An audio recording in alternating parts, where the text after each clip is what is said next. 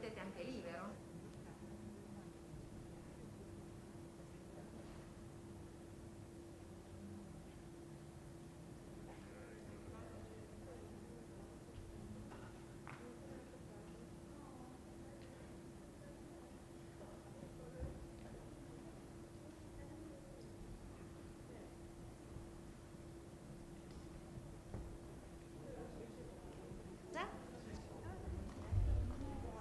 Sono solo io. Sì, parlo a nome di Wiseman. No, è a Parigi.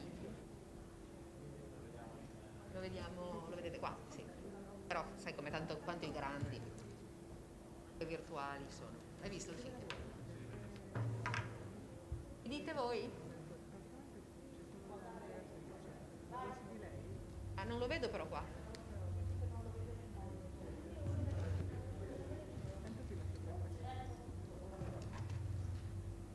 Hi Fred. Hi Julia. How are you? Good. How are you? Good.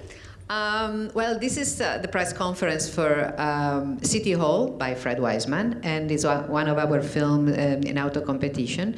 And Fred is joining us here and there. Fred, I remember when I saw the film, and I called you or wrote to you, and I used the word the antidote. I said, this movie is the antidote. And you said, that's exactly right. I wanted to make a film about the government that works. Can you elaborate a little bit? Well, when I started to make the film, I really didn't know much about Boston city government. It was more the idea of making a film about city government that appealed to me. And I didn't know how effective and competent Mayor Walsh was. But I soon discovered that, and I admired what he was trying to do in Boston. But it became particularly, his efforts became particularly prominent when I began to compare them with Trump's behavior on some of the same issues, like affordable housing, job discrimination, police brutality, the long laundry list of issues. So that Trump's behavior made this film an anti-Trump film. I didn't start out to do that. I started out to make a film about the activities of Boston City Hall. But the contrast between the behavior of Mayor Walsh and so-called President Trump is enormous. And it's interesting because I don't think the mayor even mentions Trump by name. He speaks about the federal government not being supportive of, what the city needs, right? So it's Right. very smart. Also, visually, I thought the film was a counterpoint to Monrovia, Indiana. It's a counterpoint in many ways, but you went from a landscape of beautiful, flat, empty land with a lifestyle that is very kind of slow and unexcited, and to a city which is full of diversity and is bristling with things, and to a relatively short movie, to a 4-hour and something movie, feels like there is an excitement of what you're seeing. Can you talk a little bit about that? Well, the movie came out to be 4.5 hours because it's a movie that is based on talk. Politicians talk, employees of City Hall, of the city government, have a lot of meetings. In Monrovia, one could almost say that speech was not the language of the participants. There were more sequences with action. But I also Something shorter. But I also think that here, sometimes there is not only talk, there is a lot of images of the city, even short things, garbage pickup, officers giving ticket. There is an excitement of a lot of things going on, and it's almost joyful the way you document it. Well, one of the things I tried to do is give a sense of the variety of activities that the city administration was responsible for. I sought out those activities where there was a bit of movement, like the parking tickets, like the garbage truck. And I also wanted to give visually a sense of the city, because Boston is a big city, and architecturally and residentially, the neighborhoods are different. And so I tried, there were 23 different neighborhoods in Boston, and I think maybe 13 or 14 are represented in the film.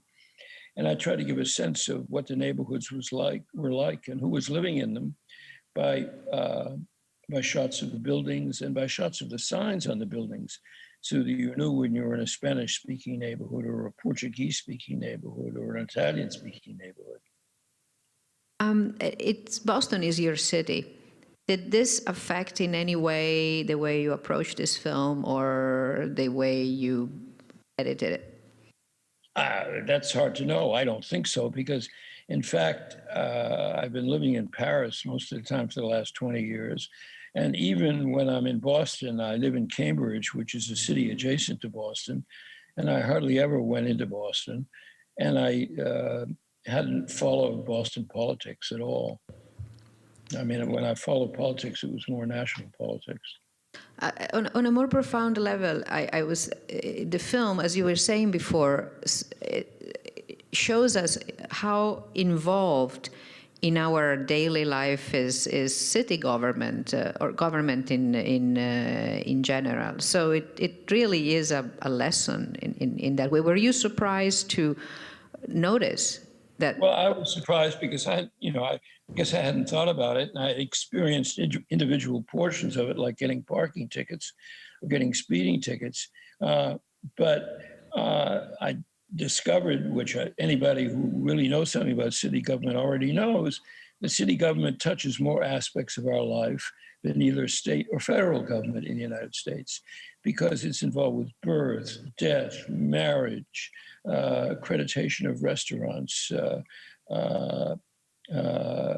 health, police, fire, the list goes on. And each one of those activities touches our lives, whereas with the state or federal government, it's more abstract. To that extent, because you have done films based on cities, entire communalities before, but this one seems even bigger because beside the city itself and its government, it touches on so many of the institutions that you have explored before. So it felt to me like one of your more sprawling films. Well, it does. I mean, one of the ways I organized the structure of the film was to show brief sequences which echoed some of the other movies I made. For example, as the meetings with the police echoed Law and Order. The meetings with the school board echoed the two high school movies I made. The discussions of welfare benefits echoed the film on welfare, etc. So that in a sense, City Hall is a recapitulation of a lot of the subjects that I'd previously touched on in more detail, but done from the perspective of city government. And how did that affect? One of the many things I love about the film is how free it feels. You have short stories, longer stories. I mean, its internal rhythm is very varied. Can you tell us a little bit about that process in the edit? That's the thing I worked very hard on.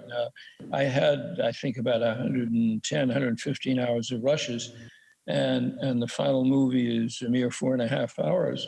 So, the shooting ratio is actually lower in this movie. The film shot to film used, it's only about 25-1, whereas in a movie like Berkeley, it was 50-1. But given those 110 hours of rushes, they're formless except insofar as I impose a form on them as a consequence of editing. And so in this case, the editing took me about 8 months. And I start off by editing into individual sequences. And when I've edited all the sequences that I think I might use in the final movie, it's only then that I begin to work on the structure.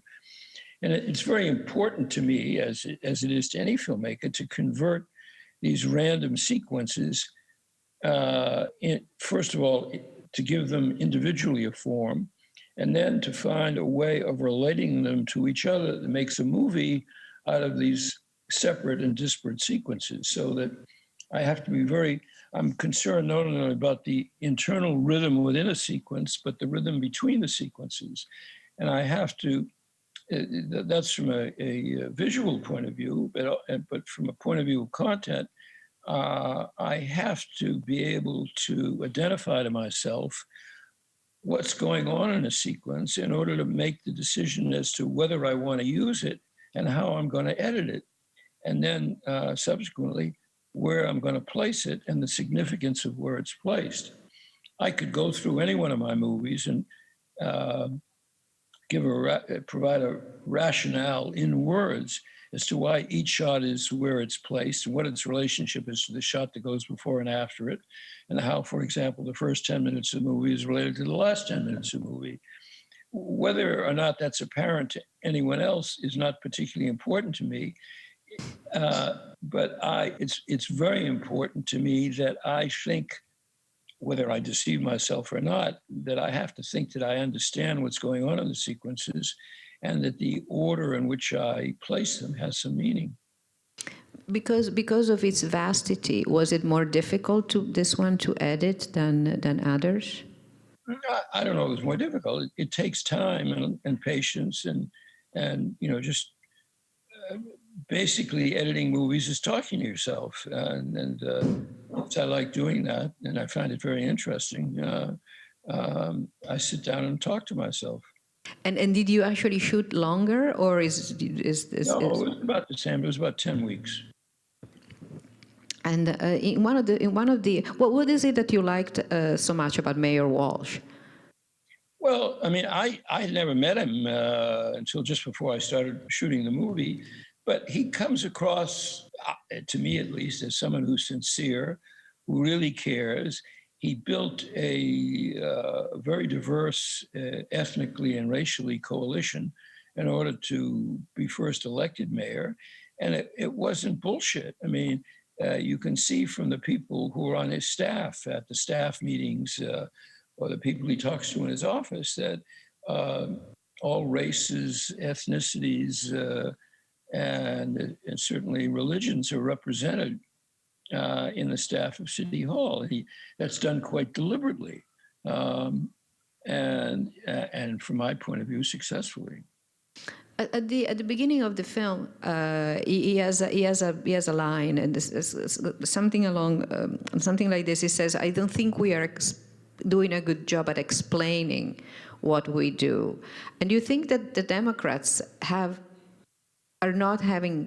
they're not good at explaining the goodness of governments, or that so that there is so much anti-government? Well, I don't know. I don't have any experience in other cities or other states, so it's hard for me to generalize about the Democrats. But what I liked about that was the openness of it. That he was talking about an upswing in violence in Boston, and the way his staff and the various organizations under his direction responded to the violence. And he says quite openly, I don't think we're doing a good enough job. And he outlines in that sequence other ways he thinks people in the community can be reached in order to reduce violence. We have a question here, una domanda qua.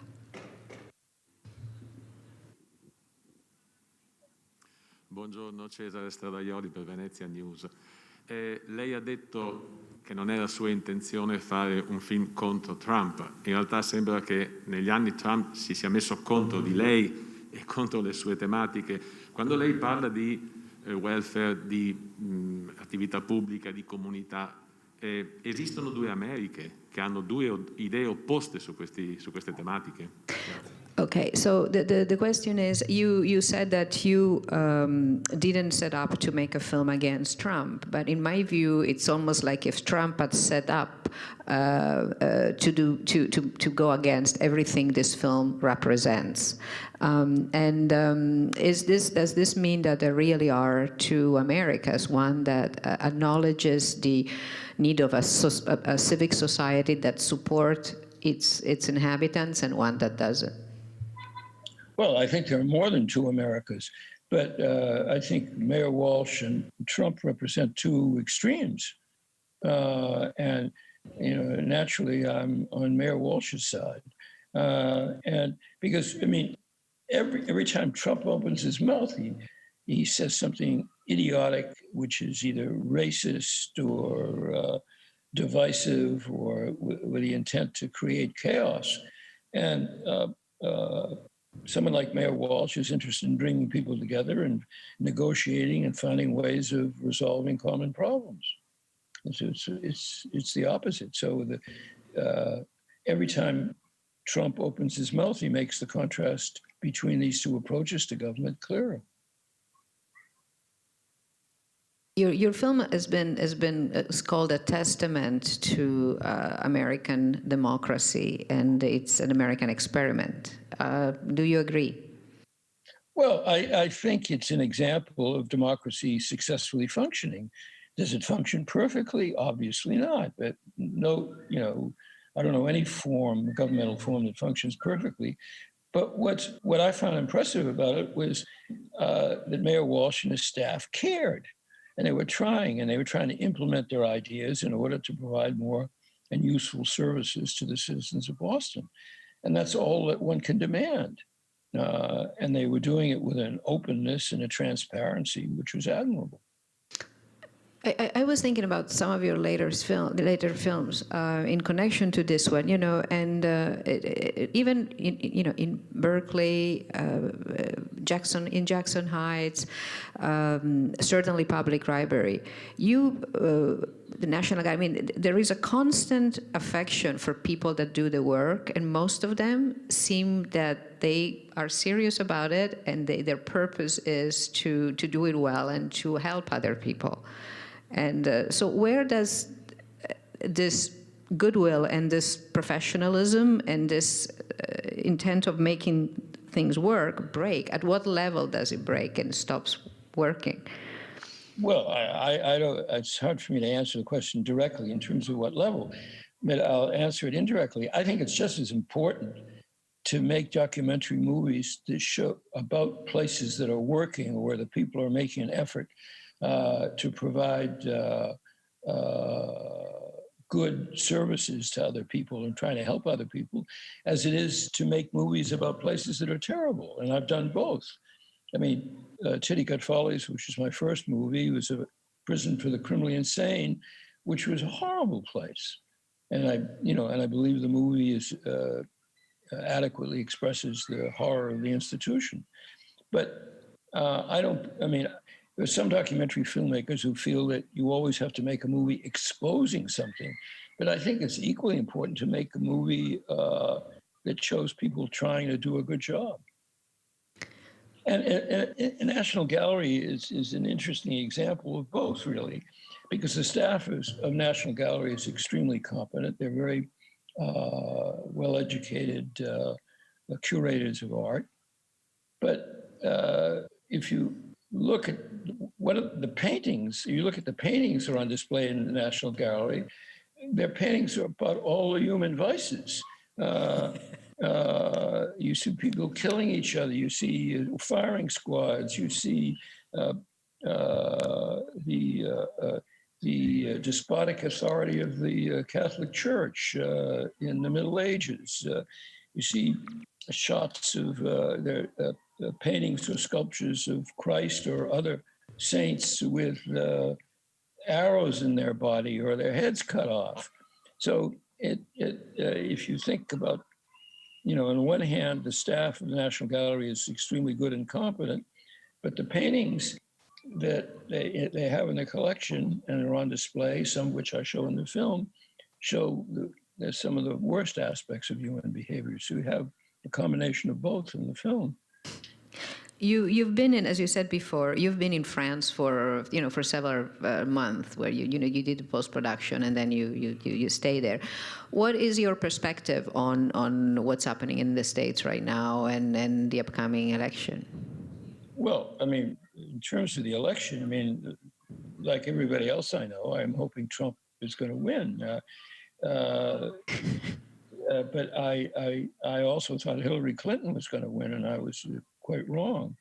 I mean, the real danger, I mean, Trump will lose the popular vote. I don't think there's any question about that. But there's still a reasonable chance he could win in the Electoral College, which is what determines who is president. And, I think that would be quite horrible for the United States and for the world. I know you don't like to generalize, but part of what the reason that Trump has been so destructive is because it seems to me that he has injected a complete distrust of public institutions. He has increased a distrust that has been there, but he has sort of, it puts doubts everywhere, whether it's the election, where is the healthcare, where is everything. Do you think there is a way back from that? And again, I know you don't like to generalize, but because you have worked so much in so much detail. Of course, I hope there's a way back from that. And, I hope I'm right. Because I think Biden and Harris appear to me to be people of goodwill who are going to try and do an honest job. And I hope that they win. I mean, what Trump has exposed are all the weaknesses of the American democracy. Because we've taken for granted norms, certain norms of behavior which haven't been codified into law. And Trump has just said, screw all that. I'm going to do what I want. There's no law that prevents me from doing it. So he's gone contrary to what everybody assumed was normal behavior. And it doesn't mean that another Trump can't arrive in some other time, but certainly Biden and Harris will make an effort to reestablish those norms, and to the extent it's possible, codify them into new laws that will prevent a Trump from doing that another time.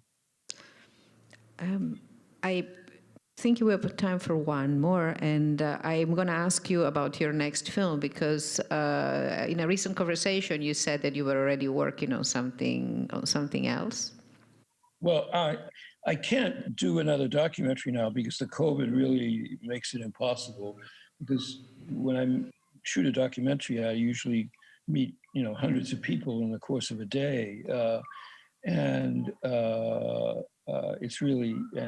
it's impossible to shoot in the style in which I want to make a document. I make a documentary now, but I'm working on a script for a modest fiction film, which will be a monologue, and I'm hoping to be able to shoot with a very small crew. Okay, so I think it's time to thank you, Fred, and thank you everyone for being here, and thank you for sending us the film and being so loyal to Venice. Well, I thank you. I appreciate Venice showing the film. I'm sorry that my doctors advised me not to travel. I'm coming to the Venice Festival, but yeah, it's a bit dangerous for me to travel anywhere now. Well, we will report after the screening immediately. Okay? So I'll talk to you in a few hours. Yeah. All right. Bye-bye. Thank you.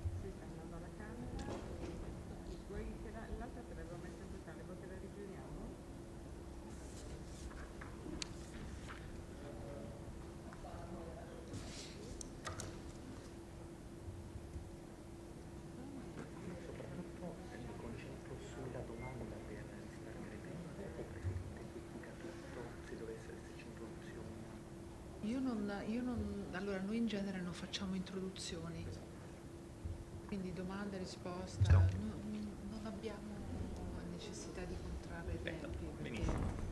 Ok. Non, Certo, cioè, giustamente. quindi sì. Andiamo tranquilli. Benissimo.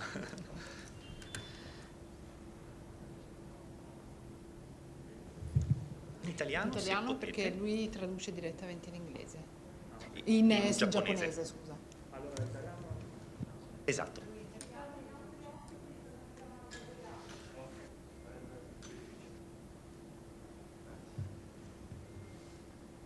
Line check です。ラインチェックです。C'è che il controllo della linea. ラインチェックです。こちらのマイクの音声届いてますでしょうか。ワンツー。ラインチェックです。ワンツー。ラインチェックです。ワンツー。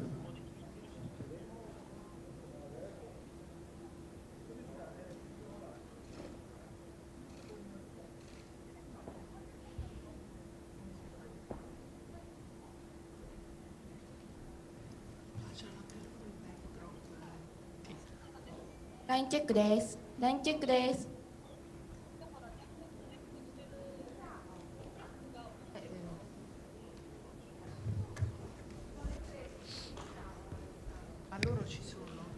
ラインチェックです。ハローワンツー。ハローワンツー。ラインチェックです。ハローワンツー。ハローワンツー。ラインチェックです。ハローワンツー。ハローワンツー。ラインチェックです。ハローワンツー。Buongiorno, buongiorno a tutti e benvenuti alla conferenza stampa di Wife of a Spy. Non so se possiamo procedere perché se ci accavalliamo con l'audio non ha molto senso in effetti. 皆様こんにちは。スパイの妻の記者会見を開始させていただきたいと思いますが、日本側の方はよろしいでしょうか。ハローワンツー。ラインチェックです。ハローワンツー。はい、聞こえますでしょうか。こちらは聞こえます。ラインチェックです。ラインチェックです。ベネチア国際映画サイトのラインチェックです。はい、こちらでは記者会見の通訳ですが、聞こえますでしょうか。これで誰かが返してあげないと。向こうはこれ聞いてきてるから。はい。これ繋がってます。すみません、今から始めます。チェックが通じてるかがわからなかったので、今から始めます。失礼しました。Bene, stiamo per iniziare. Abbiamo fatto giusto un controllo della linea perché non eravamo del tutto sicuri, così adesso possiamo iniziare. Perfetto, allora benvenuti a tutti. Con grande piacere che presento gli interpreti del film che sono collegati con noi via Zoom, Yu Aoi e Issei Takahashi e il regista Kiyoshi Kurosawa. はい、それでは皆様を、日本にいらっしゃる皆様側をご紹介いたします。まず、主演の、蒼井優さん、そして高橋一生さん、また監督でいらっしゃる、黒沢清さん。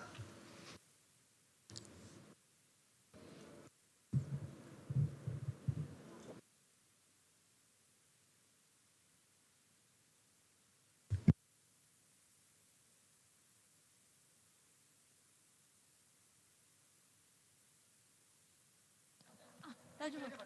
はい。それでは始めます。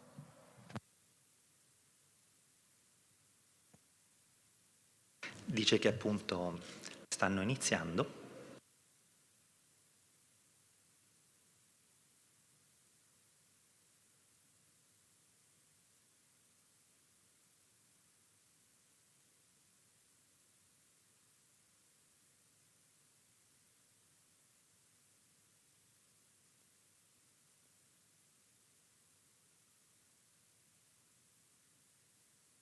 はい、こちらでは記者会見が始まっておりますが、映画サイトの会見中につきましてはフラッシュを焚いての写真撮影はご遠慮ください。後ほど日本マスコミ向けの時間にはお時間を頂戴することになっております。それではお迎えいたします。大変お待たせいたしました。蒼井優さん、高橋一生さん、黒沢清監督です。どうぞ。Ecco, C'è stato anche un avviso poi per la stampa giapponese che si trova in situ e arrivano i 3 protagonisti di questa conferenza stampa.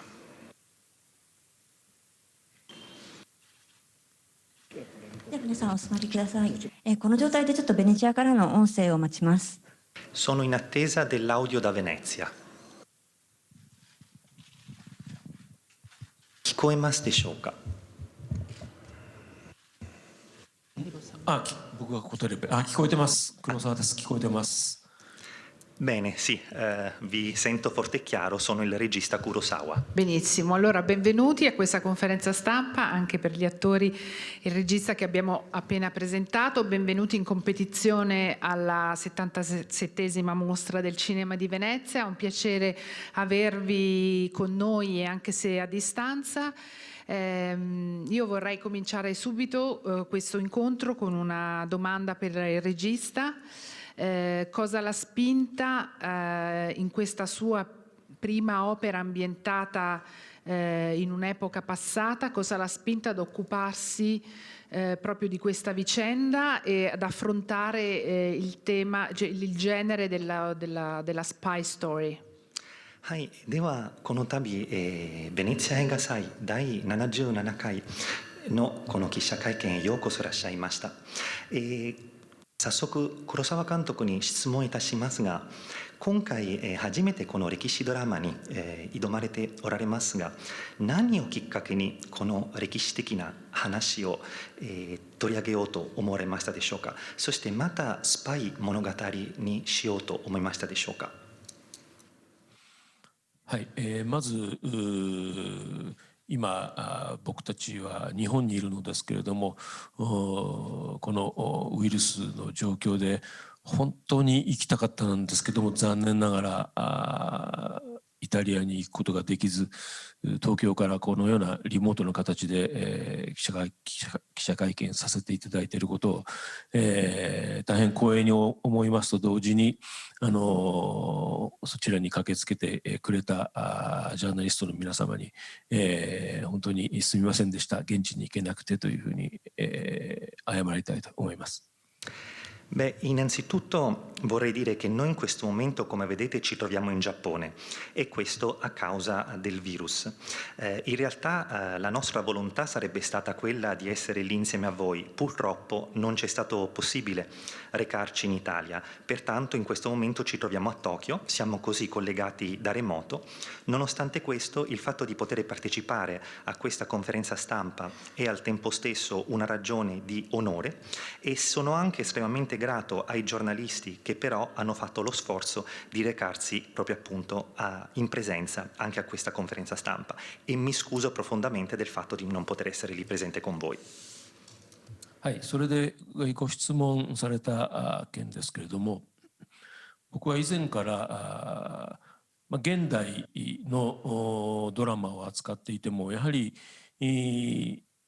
自分にとって大きなテーマの一つは社会というものとその中に生きる個人がどうあるべきか、社会と個人はどのように共存するのか、あるいは対立するのかということが非常に興味深いテーマの一つでした。しかしそれを現代でやるとどうしても現代というのは一見全てが自由に、特に東京などは全てが自由に見えるので、個人と社会は入り混じっていて対立がなかなかはっきり目に見えたものにはならなかったんですね。Per quello invece che riguarda la domanda che mi è stata posta poc'anzi, posso dire che comunque ho sempre trovato interessante questo argomento storico dentro di me. Ciò perché finora ho avuto modo di trattare molti drammi, molte storie che avevano come contesto il presente. Però appunto dentro di me pensavo che era molto importante il tema della società e dell'essere umano, dell'individuo che vive dentro la società e quindi come società e individuo possano coesistere o a volte anche scontrarsi, e ho sempre pensato che fosse un argomento estremamente interessante. Tuttavia, nel momento in cui si decide di trattare questo argomento con tematiche attuali, tutto finisce per sembrare troppo libero, soprattutto a Tokyo, e quindi la linea di demarcazione fra società e individuo diventa molto più sottile. それで、いつの日か社会と個人が割とはっきりとくっきりと区別できる、はっきりと対立しているように描くことのできる1940年代前半の日本、それはイタリアも同じかもしれませんが、戦時下にあった社会での個人というのをいつかテーマにしたいと前から思っていたのですが、なかなか予算とかいろいろ物語を作るのにも大変困難であったり、さまざまな障害があってこれまで一度も実現しませんでしたが、ようやく今回念願のその時代のドラマが実現できたという流れです。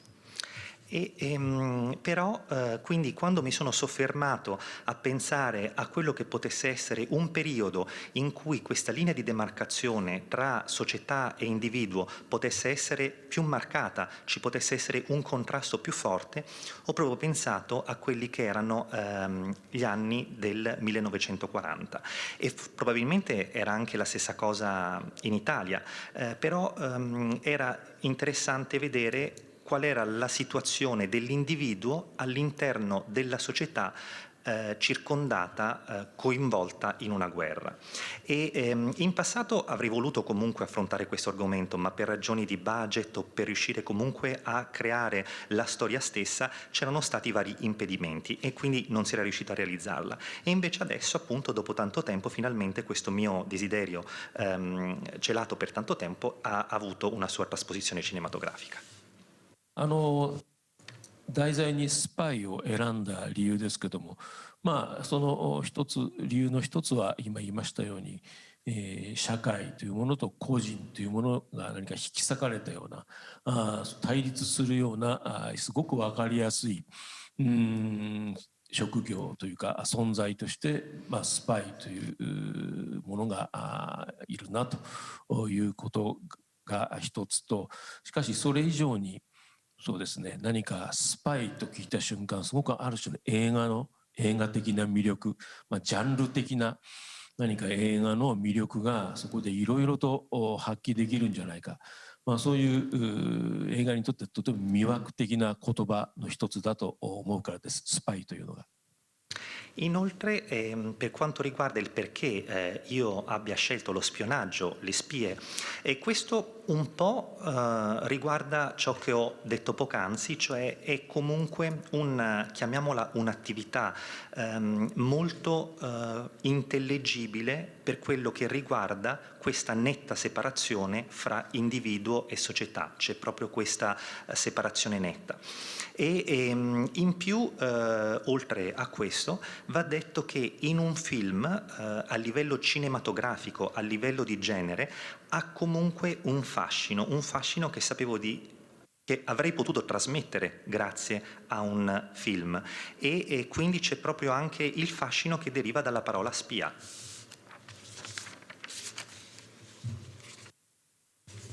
Ecco, agli attori mi piacerebbe chiedere questo. È sempre molto affascinante quando due personaggi di un film, in questo caso una coppia, marito e moglie, legati da una grande complicità e da una grande conoscenza reciproca, in realtà nascondono l'uno all'altro dei segreti, dei misteri. Ecco, si scopre che in realtà c'è molto non detto tra due persone appunto che si conoscono bene. Mi piacerebbe che gli attori commentassero questo aspetto che riguarda i loro personaggi e che è proprio alla base del film, dei suoi misteri e dei suoi colpi di scena.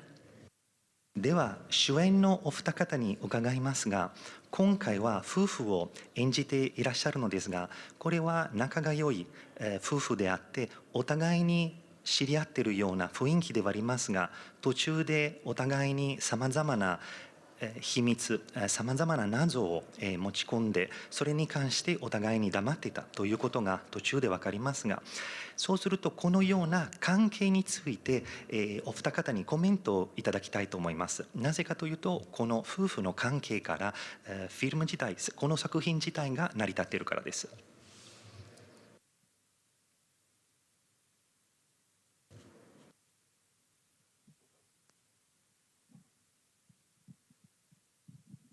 ありがとうございます。まず高橋一生です。そうですね、2人の関係性というものは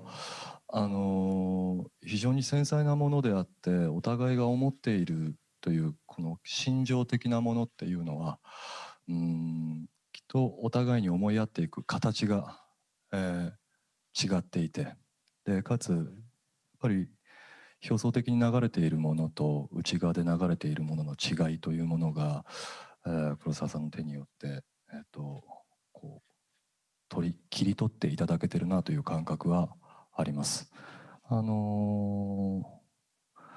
心情みたいなものというのは脚本に書かれていることっていうのを忠実に、もちろん自分の主観というものだったり、もしかしたらバイアスになってしまっているかもしれませんが、そういったものを加味しながら現場にいる葵さんとお芝居で会話をしていくということを、この台本のもと、このスタッフさんのもと、監督のもとでお芝居をしていくということを心がけていたと思います。はい。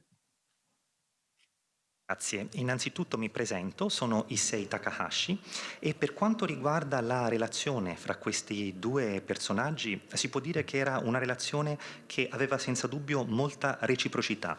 C'era una reciprocità per quello che riguarda i sentimenti umani che condividevano e anche l'uno con l'altro avevano comunque dei forti sentimenti di protezione, di complicità. In entrambi però la forma di questi sentimenti era diversa. Poi senza dubbio avevano un modo, ed è stato anche questo poi ritratto, sia interiore che esteriore, nei confronti dei quali poi loro approcciavano l'un l'altro. Per quanto riguarda proprio il sentimento, quella capacità dell'emozione umana che ho cercato di trasmettere, posso semplicemente dire che poi ho svolto la mia interpretazione basandomi ovviamente sulla sceneggiatura, anche però per quello che poteva essere la mia interpretazione, cioè il mio punto di vista. E poi sul set c'era sempre modo comunque di confrontarsi sia con l'attrice Yu Aoi che anche con lo staff, con il regista, ed è questo che poi ha dato vita al mio personaggio. Grazie. はい、こんにちは、青井優です。そうですね、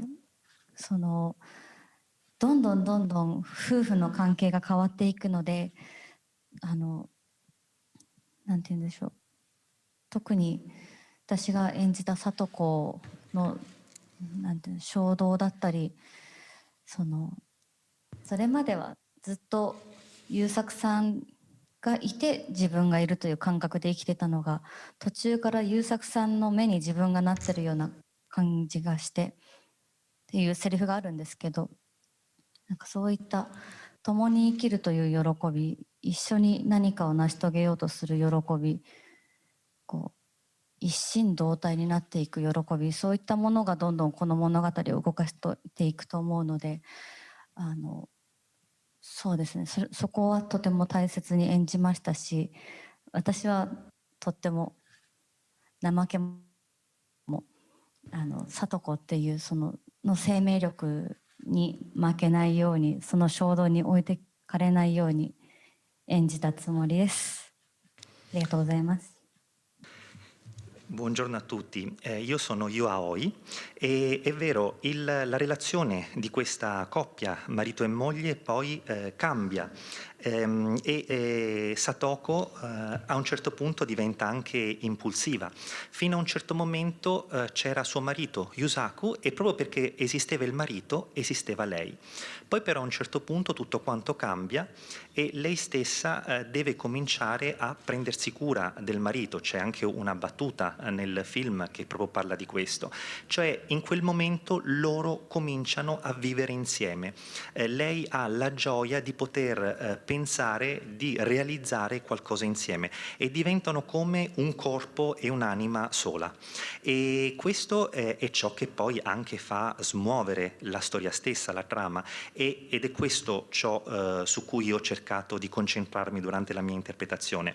Poi diciamo che il carattere di Satoko, che è così pieno di energia, ha regalato anche questo impulso, questo modo di fare impulsivo a me, che invece sono una persona che tende a essere più tranquilla, più pacata. C'è una domanda in sala? Il signore? Buongiorno, mi chiamo Alexander Logunov, sono giornalista russo dell'agenzia stampa RIA. Il vostro film, secondo me, contiene il forte messaggio femminista, perché prima di tutto mette al centro il personaggio di una donna e la sua evoluzione, quindi non potrei non chiederlo. Se adesso sembra molto adatto alle nuove norme dell'Accademia Oscar, che proprio oggi ha spiegato che i film candidati devono rispondere alle nuove norme antidiscriminatorie. Si tratta delle quote di genere dei personaggi, la composizione delle squadre creative che riguardano il genere, anche la composizione razziale. Avete sentito di questo nuovo regolamento? Cosa ne pensate? Quale futuro del cinema abbiamo adesso? Grazie. はい、ロシアプレスのものでありますアレクサンダーと申します。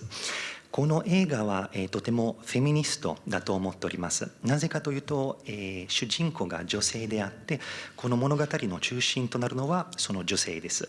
そしてまたその女性の進化を見せてくれる映画でもあります。またですね、アメリカのオスカル賞、オスカルアカデミーにノミネートしてもらうには、今新しいルールが成り立ってきましたが、そのルールに従いますと、オスカルにノミネートされるためには、アワード賞にノミネートされるためには、いわゆる高差別的な映画を作らなければなりません。またジェンダーですとか人種のスタッフに関しましてバランスのあるジェンダーと人種のスタッフを設けて映画を撮らなければならないといったルールがちょうど先日公表されましたが、皆さんはこのルールに関してどう思われますか。いわゆる映画界、映画業界のこれからについて皆様はどう思われますでしょうか。はい、すみません、そのようなルールが発表されたということは存じ上げていませんでした。大変難しい課題だなを突きつけられたなというのが実感です。しかし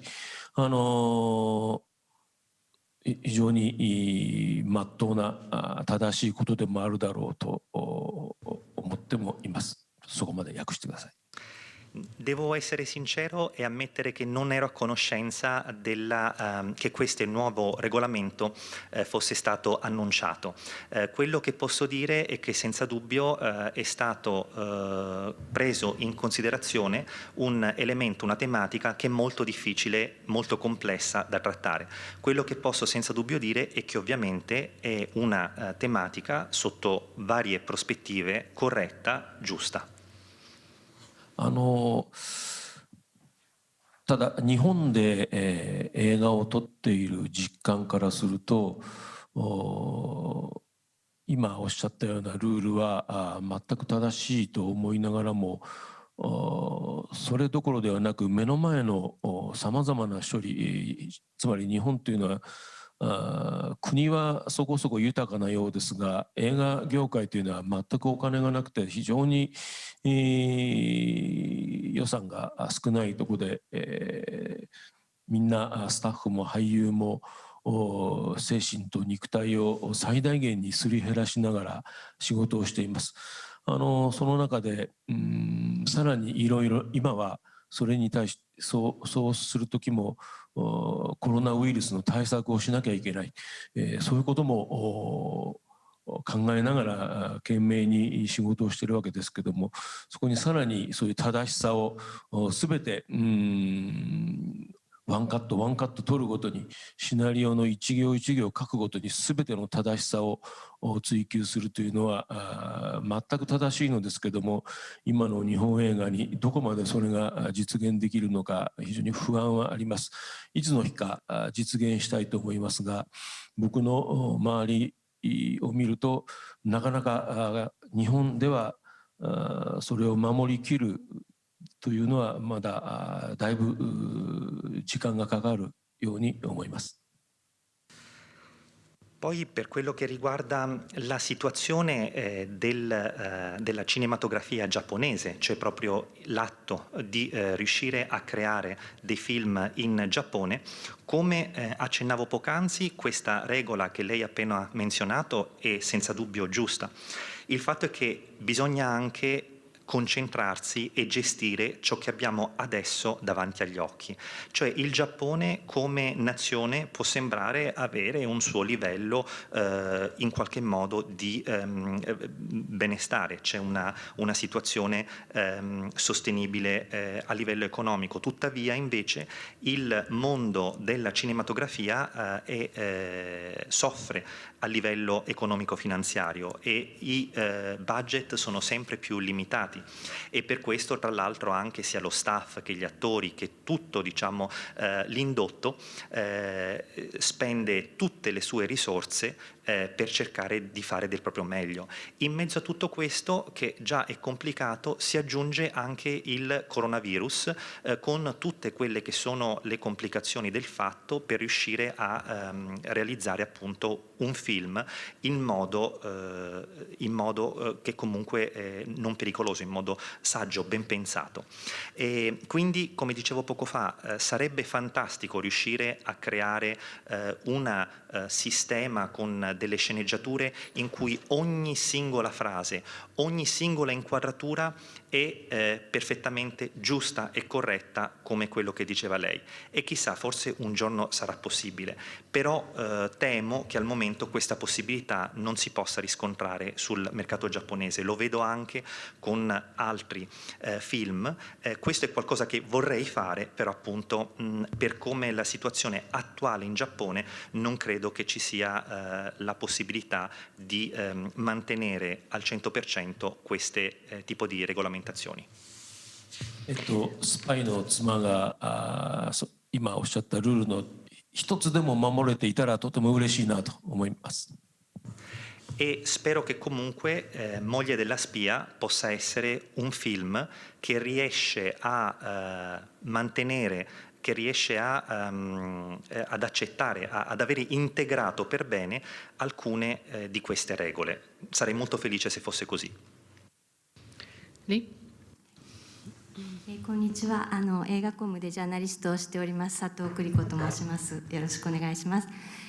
まず黒澤監督に質問なんですけれども、この作品は第二次大戦中のその大陸での日本軍の細菌実験という非常にポリティカルなテーマを含んでいるわけですけれども、日本映画は普段ですね、あまりダイレクトに政治的な映画というのがなぜかあまり作られないような印象があるんですけれど、この作品は脚本に黒澤監督と濱口竜介監督と野原さんが参加されていますけれど、そのポリティカルな要素があるという点について、監督はどのような意図というか意図があられましたでしょうか。まずじゃあそれをお願いします。Io sono una giornalista di Eigacom e faccio una domanda direttamente al regista Kurosawa.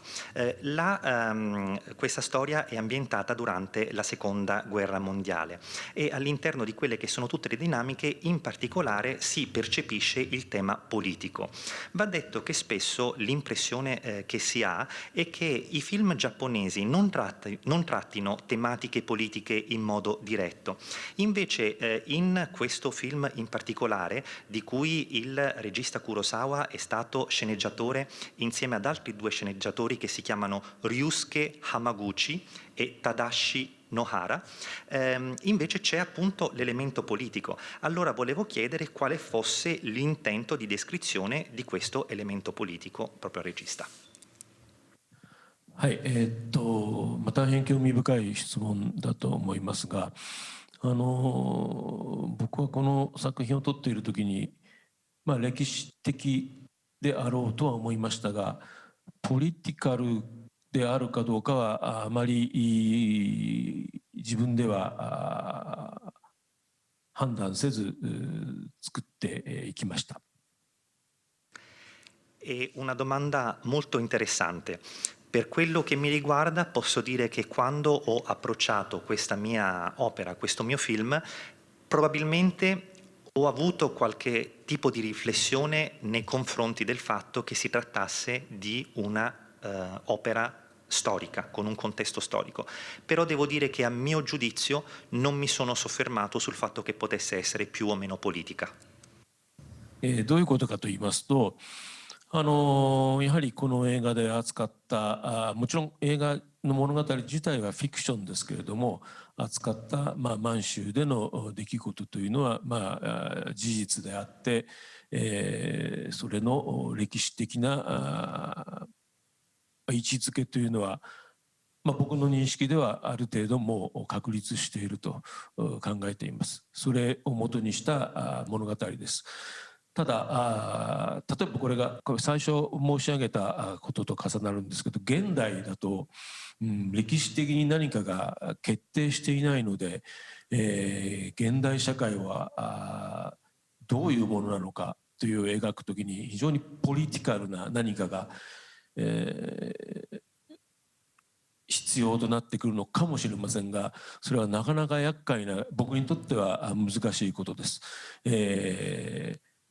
何十年が経ったら現代というのは一体ポリティカルはどのように歴史的に判断されるのか想像もつきません。その点もう過去に扱った歴史を過去の歴史をに基づいた物語ですと、その歴史的なものが決定されているので、僕はどちらかというとそのポリティカルなことを判断を僕がする必要はなく、その事実に基づいて物語が作れるということが言えるでしょうか。すみません、ちょっと回りくどい答えになってしまいましたけど。Dunque, questo film innanzitutto è una storia, è fiction, che però è basato su un evento storico realmente accaduto in Manciuria. Quindi va detto che all'interno della storia ha un posizionamento che è ben preciso, e questo posizionamento è ciò che appunto poi diventa la base narrativa della storia stessa. E adesso continuo anche riprendendo un po' ciò che avevo detto all'inizio, ovvero se si cerca di, quando si contrappone la nostra realtà quotidiana con la storia, si può dire che la realtà ancora non ha nulla di decisivo, non ha nulla che è stato già digerito a livello decisionale. E quindi quando anche si cerca di parlare, di utilizzare un linguaggio politico nel contesto quotidiano, questo poi crea notevoli difficoltà. Invece quando c'è un evento storico o anche in realtà quello che sta succedendo oggi, fra decine e decine di anni sarà poi giudicato per quello che era successo in passato e sarà ovviamente giudicato anche a livello politico. Però nel contesto storico del passato tutto è comunque già deciso, ovvero si ha una verità, si ha qualche cosa che è già successo e quindi non c'è necessità da parte mia di apporre un qualche tipo di giudizio politico, perché quello che posso fare è semplicemente utilizzare la verità di ciò che è successo. Ecco, questo secondo me è ciò che si può dire. Mi dispiace, forse il mio modo di esprimere è stato un po' indiretto, il mio modo di esprimermi è stato un po' indiretto, ma spero di essere stato chiaro. Purtroppo il tempo a nostra disposizione è finito. Io ringrazio moltissimo il regista Kiyoshi Kurosawa e i 2 interpreti Uaoi e Issei Takahashi. Grazie molte, grazie. 残念ながら時間となりましたが、この度黒沢さん、葵さん、高橋さんご参加いただきましてありがとうございました。ありがとうございました。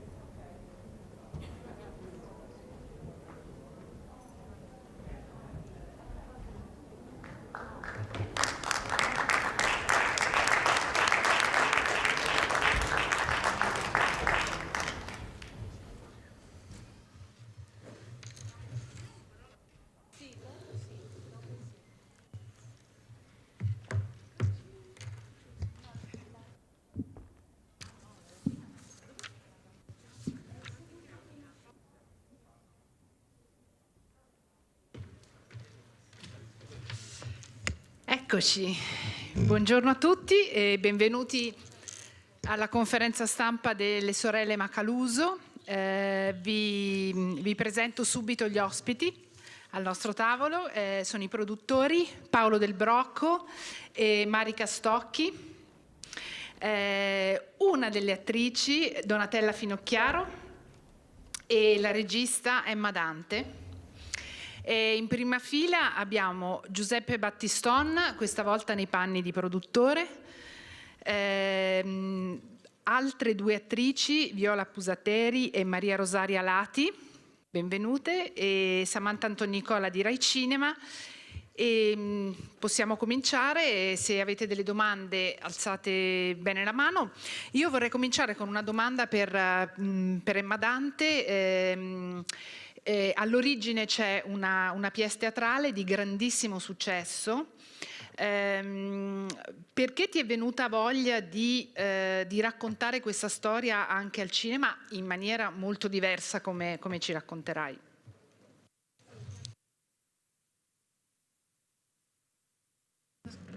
Funziona adesso? Perfetto. Ok, buongiorno a tutti.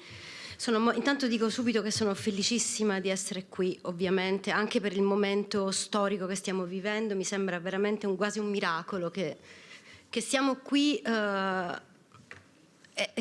proviamo, cioè ricominciamo a sognare, insomma, perché poi il cinema e il teatro servono a questo, a recuperare i sogni che ci dimentichiamo.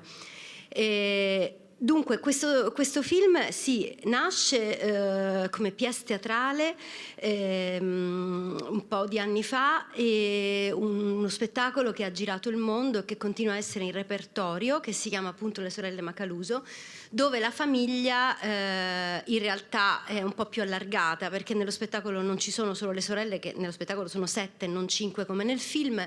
Ci sono anche i genitori che invece nel film mancano, e c'è anche il figlio di una delle sorelle, e però non c'è la casa. Nello spettacolo queste sorelle vivono nel buio, vengono partorite dall'oscurità e ritornano nel buio, in un ambiente completamente vuoto, cioè un palcoscenico completamente vuoto.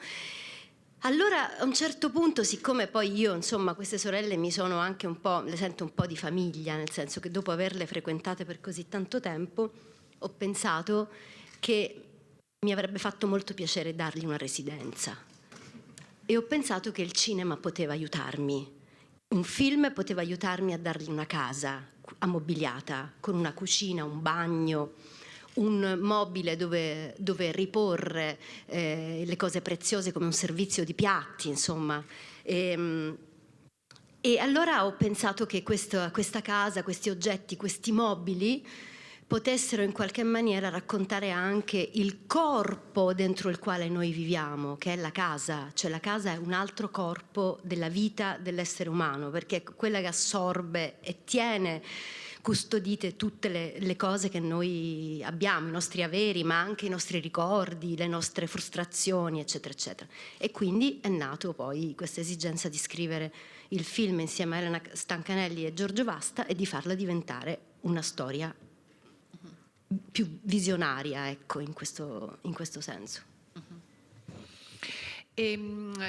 12 attrici per 5 sorelle. È stato fatto anche un lavoro molto particolare, no? Sui personaggi che osserviamo in 3 fasi diverse della loro vita. Mi piacerebbe sapere da Emma, ma anche da Donatella, come avete lavorato anche, diciamo, sulla corrispondenza tra i vari personaggi, dunque le diverse attrici nelle diverse fasi della storia. In realtà abbiamo fatto un lungo lavoro di preparazione, siamo state 2 settimane in momenti diversi, chiuse dentro la casa, e lì era la location dove si sarebbe girato il film, e quindi noi personaggi dovevamo muoverci là, ma abbiamo provato ovviamente tutte insieme, tutte e 5 le sorelle, appunto ognuna nella sua fase, ma tutte insieme, perché il motivo che insomma Emma ci ha riunite là dentro, perché dovevamo ovviamente avere un'emozione diciamo in comune, non era solo un somigliarsi fisicamente, era la necessità, una somiglianza emotiva del personaggio. Questa somiglianza emotiva l'abbiamo ovviamente cercata accuratamente con Emma appunto durante queste prove. Il mio personaggio, quello di Pinuccia, ha questa rabbia che è un motivo portante, un sentimento portante, perché lei, voglio dire, non è una donna realizzata sicuramente, fa la badante a Lia, a questa sorella un po' inceppata, e quindi devo dire è un ruolo che gli sta un po' stretto, che non lo sopporta, non lo vuole, però gliel'hanno cucito addosso un po' le loro sorelle. Infatti c'è quella scena bellissima dove gli dire voi ve ne siete fottute, tu te ne sei fottuta di quello che è successo, però mi avete lasciato a me prigioniera dentro questa casa. Quindi il personaggio di Pinuccia è un personaggio meraviglioso, però appunto il clima che poi si è creato durante le prove è stato fondamentale per poi arrivare sul set, per creare poi quella magia che poi solo il set sa dare, però anche durante le prove questo lavoro di preparazione è stato importantissimo, e devo dire che io me l'ho portata le scarpette da ginnastica, la tuta, perché si racconta che Emma fa sudare durante le prove a teatro, che appunto massacra, no? Lavoro fisico forte, e in realtà abbiamo fatto tutto un lavoro molto emotivo, ma molto forte, ma un lavoro emotivo, psicologico sui personaggi molto forte, e il lavoro sul gesto. Credo che poi il gesto che abbiamo trovato, copiato a vicenda, ogni personaggio con la sua età, ogni Pinuccio, ogni Maria, è stato anche molto importante nel film. Ma tu su questo vuoi aggiungere qualcosa? Cioè, Donatella parlava appunto di somiglianza emotiva più che fisica, no? E in realtà su questi personaggi assistiamo a un cambiamento, cioè il cambiamento del tempo su questi personaggi. Sì, non volevo usare il trucco per invecchiare le persone. Ecco, questo mi sembrava una cosa, quasi appunto un peccato mortale, nel senso che invecchiare Donatella a parte sarebbe veramente un peccato mortale, e quindi non me la sarei mai sentita, insomma, di farle anche se secondo me sarà una donna anziana meravigliosa, però dico ho cercato di lavorare di rendere protagonista il tempo di questo film, il tempo come grande chirurgo plastico che deforma e decide come manipolare i corpi. Quindi diciamo che questo è un film sul tempo soprattutto, che crea attraverso i cortocircuiti e i traumi della vita le differenze che stanno dentro di noi, cioè noi a 80 anni siamo completamente altre persone rispetto a quando ne avevamo 40, e quando ne abbiamo 40 siamo completamente altre persone da quando ne avevamo 5. Questa cosa qua, secondo me, il cinema la può fare molto bene se lo spettatore accetta questa regola, insomma, che non è la stessa attrice che interpreta il personaggio, ma è il personaggio che cambia nel tempo, nel corso di una vita. Quindi questa cosa qua era molto importante riuscire a ottenerla, e spero che lo spettatore entri in questo gioco di non somiglianza fisica, ma di somiglianza rispetto appunto ai piccoli gesti quotidiani che si fanno dentro una casa, che sono sempre gli stessi. Il modo in cui fai il caffè sarà sempre lo stesso per 80 anni, però la tua faccia cambia, il tuo corpo cambia. Ecco qua il telefono, è sempre lo stesso modo di rispondere al telefono, di spegnere il telefono, di aprire il telefono, di dimenticarsi il telefono acceso. Questa cosa non cambierà mai. Allora c'è una domanda lì, prego. Fabio Ferzetti, L'Espresso. Io, è chiaro che è un film sul tempo, ma volevo sapere qualcosa anche sullo spazio. Il suo primo film si intitolava addirittura con il nome della strada in cui tutto avveniva, che è una strada vera. Anche qui c'è una sensazione di verità fortissima dei luoghi. Al tempo stesso non è forse così cioè la casa è una casa quasi borghese, la casa in cui vivono queste ragazzine, e avere sottratto i genitori, quindi un pezzo della loro storia familiare, forse rende un po' oscure le origini di tutto questo. Ecco, mi chiedevo se vi foste interrogati sui perché di questa scelta, e in particolare appunto volevo sapere qualcosa sulla casa, questo canale che loro percorrono andando al mare. Ovviamente io non conosco Palermo abbastanza bene da cogliere tutto, però insomma mi sembrava importante, volevo che parlasse un po' di questo. siamo chiesti in fase di scrittura, ci siamo chiesti moltissimo chi erano i genitori e che fine avevano fatto, e ci siamo preoccupati molto di questa mancanza. Poi dopo a un certo punto abbiamo capito che in realtà noi non stavamo raccontando la trama di queste sorelle, della loro vita, ma stavamo entrando nella loro casa in 3 momenti della loro vita, ed erano i momenti, diciamo, più... Normale questo boato? Ah, okay. Okay. Ed erano i momenti più, diciamo, forti e traumatici, che erano appunto, che sono i 3 momenti, i 3 appuntamenti con la morte. Quindi noi entriamo nella casa per assistere a queste 3 veglie, cioè entriamo in un momento in cui la visita è una visita comunque non piacevole, ecco. E allora l'inizio, che è appunto la famosa giornata al mare in cui accade poi questo incidente mortale, è un momento in cui non ci sono i genitori. Questo non significa che queste sorelle non hanno i genitori, significa che in quel momento lì in cui entriamo in casa non ci sono i genitori. Per cui con questa consapevolezza ci siamo anche un po' rilassati sul problema chi è la mamma e chi è il papà. Ecco, e abbiamo fatto in modo che i genitori fossero questi colombi che le seguono all'uscita di casa, e le seguono sempre, perché in questo film i colombi sono presenti sempre, perché la colombaia è quel luogo dove il colombo nasce e ritorna tutta la vita, ed è il luogo dove si fa il nido, dove si fanno le uova, e quindi era appunto anche questa casa, e qui rispondo alla domanda sulla casa, era una specie di luogo magico dove si torna sempre, dove tu puoi uscire da qualsiasi finestra, ma poi entrerai e tornerai sempre lì, perché ce l'hanno nel DNA, i colombi hanno questa peculiarità. E infatti la colombaia che è presente nel film è stata appiccicata in VFX perché non abbiamo potuto girare nella colombaia finta.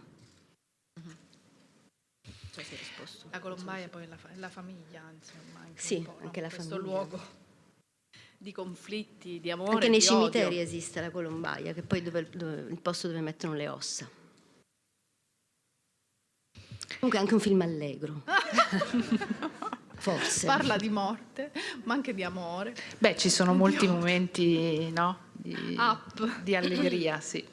Vorrei chiedere a Marica Stocchi e a Giuseppe Battiston quando hanno intuito diciamo, il potenziale cinematografico di questo film, come si sono innamorati del progetto, hanno pensato che fosse una buona idea farne un film. Salve a tutti. Io ho lavorato prima di arrivare al cinema, ho lavorato molto in teatro, quindi io conoscevo il lavoro di Emma, e quando ci siamo incontrate, quindi avevo ovviamente idea di che cosa stessimo parlando, quindi delle sorelle MACALUSO, ma l'idea di poter realizzare un film da uno spettacolo che avevo amato e quindi passare con lei dal teatro al cinema è stata insomma una possibilità straordinaria per me, sia perché ho seguito un artista che conoscevo e che amavo, sia perché le ho, secondo me, potuto permettere di lavorare in un modo che forse in cinema non è così consueto, nel senso che Donatella parlava delle prove, noi abbiamo organizzato questo workshop vero e proprio con tutte le attrici sul set 3 mesi prima dell'inizio delle riprese, proprio per dare a lei la possibilità di lavorare e arrivare sul set con un altro tipo di conoscenza anche di quello che poi avrebbe diretto. Devo dire la verità, capire le potenzialità cinematografiche di un film per me non è una cosa così ovvia e così semplice.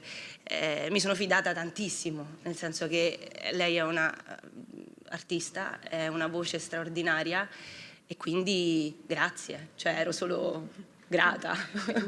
No, ero molto grata del fatto che lei avesse scelto, comunque mi avesse dato questa possibilità.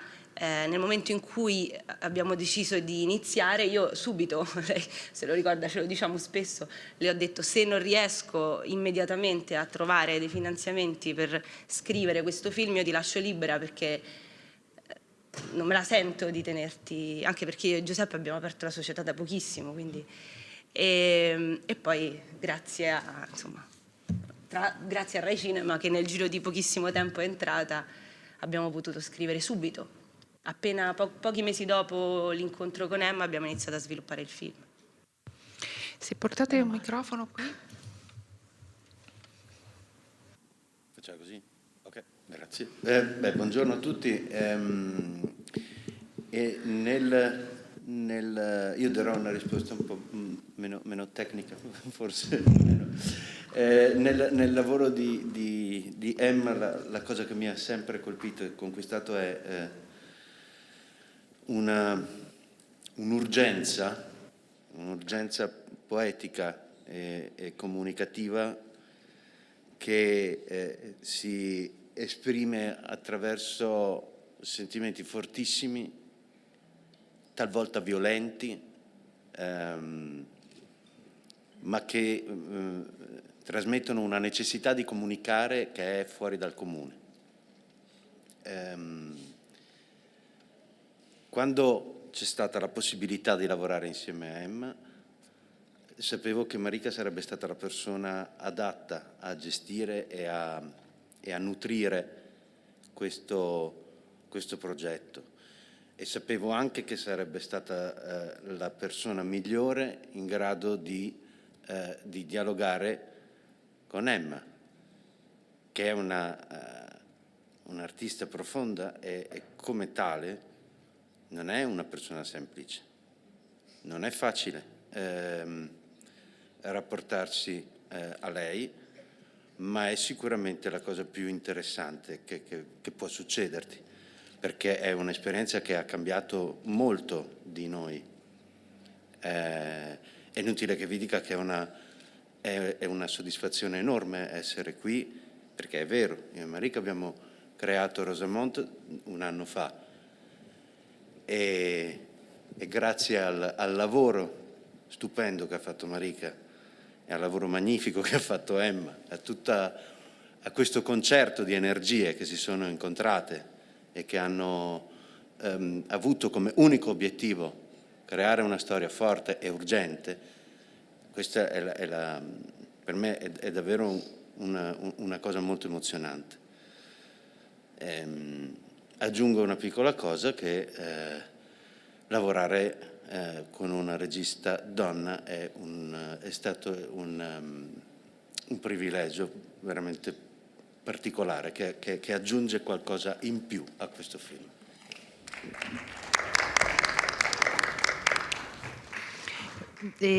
Paolo Del Brocco, appunto, sei stato tirato in causa, chiamato in causa.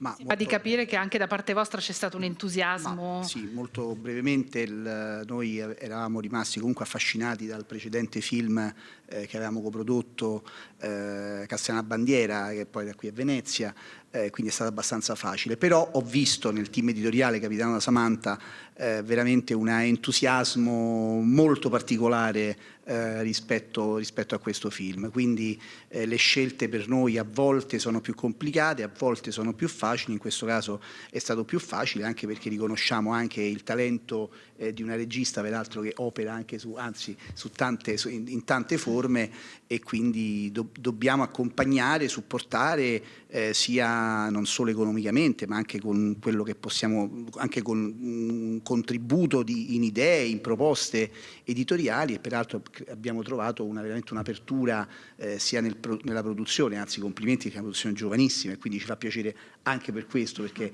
ci fa piacere che nascano nuovi produttori nella nostra industria, quindi abbiamo trovato veramente un idem sentire molto, molto forte. Devo dire, personalmente questo film mi ha emozionato moltissimo, e credo che ci sono alcune cose magari appunto non dette in modo esplicito, ma non fa niente, perché tu ci stai dentro e le fai tue, non è un problema, no? Questo è il bello del cinema. Il cinema non deve raccontare per forza i dettagli, i genitori, non fa niente. Questo a me è piaciuto molto, e devo dire che è un film che ti dà un'emozione particolarissima, cosa non semplice, che non avviene spesso in film considerati tra virgolette d'autore, se vogliamo proprio dire una cosa, ma che comunque magari da festival, no? Perché hanno sicuramente, magari sono un pochino più tra virgolette algidi, invece qui vai proprio nell'anima delle persone, quindi veramente complimenti, perché penso che sia stato non facile fare questo tipo di lavoro. Poi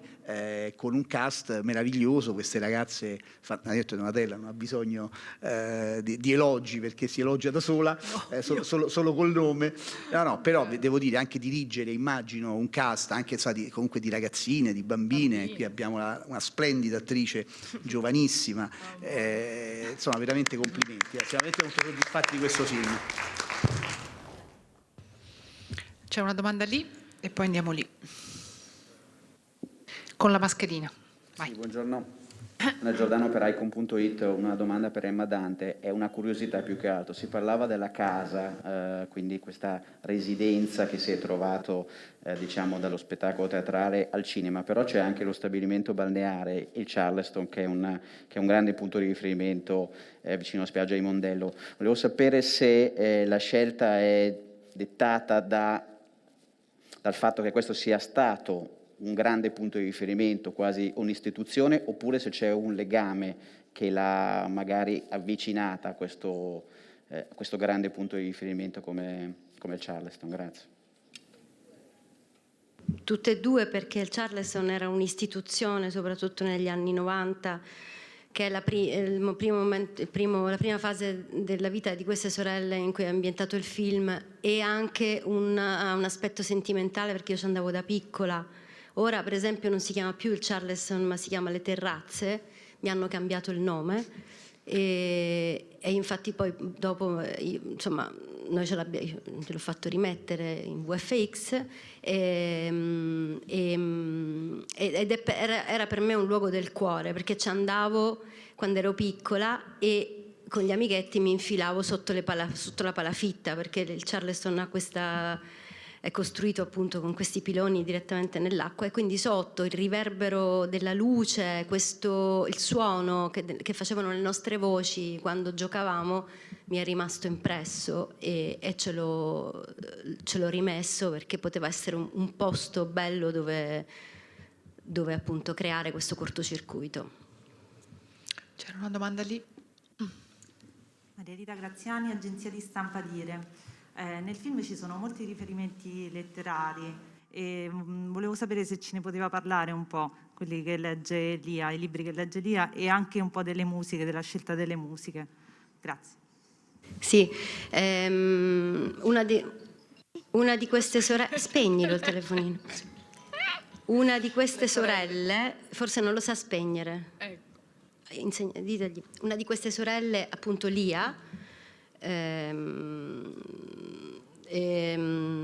ha una passione, legge sin da quando è piccola, si prende i libri e se li nasconde nel cassetto, poi man mano che va avanti nella storia li porta su in Colombaia, perché la Colombaia viene dismessa e diventa una specie di grande libreria di questa Lia, che è l'ultima a lasciare la casa. E legge alcuni brani di questi libri di Oriana Fallaci, di Anna Maria Ortese, e anche un brano di Dostoevskij, dei fratelli Karamazov. C'è un'inquadratura che ricorre sempre in tutte le sorelle, che è la cosa che ce le fa comprendere, definire, cioè capiamo chi è Lia perché la inquadriamo in un dettaglio della bocca, che mentre legge un brano del libro, e scopriamo alla fine che la bocca è piena di rughe e capiamo che è lei da vecchia, o come Pinuccia che si trucca davanti allo specchio e si passa il rossetto sulle labbra nello stesso identico modo tutta la vita. Quindi insomma sì, i libri, la lettura, le canzoni non sono di accompagnamento, le canzoni non sono una colonna sonora, ma hanno una funzione narrativa ben precisa, raccontano qualcosa che il film vuole dire allo spettatore, cioè aiutano la comunicazione di quel sentimento, di quell'emozione che in quel momento lo spettatore sta vivendo, come l'ultimo brano che legge Maria all'Ia anziana prima di morire, che è tratto da un bellissimo racconto di Anna Maria Ortese che si chiama Le piccole persone, che parla degli animali come persone, che hanno una faccia e degli occhi e una personalità. Prego. News, in realtà mi ha già risposto, perché volevo proprio farle questa domanda sugli animali. Mi è piaciuto molto quel racconto di Anna Maria Ortese, volevo chiederle che rapporto lei ha con gli animali, e io, siccome sono una convinta vegana, la volevo anche ringraziare, perché il film è bellissimo.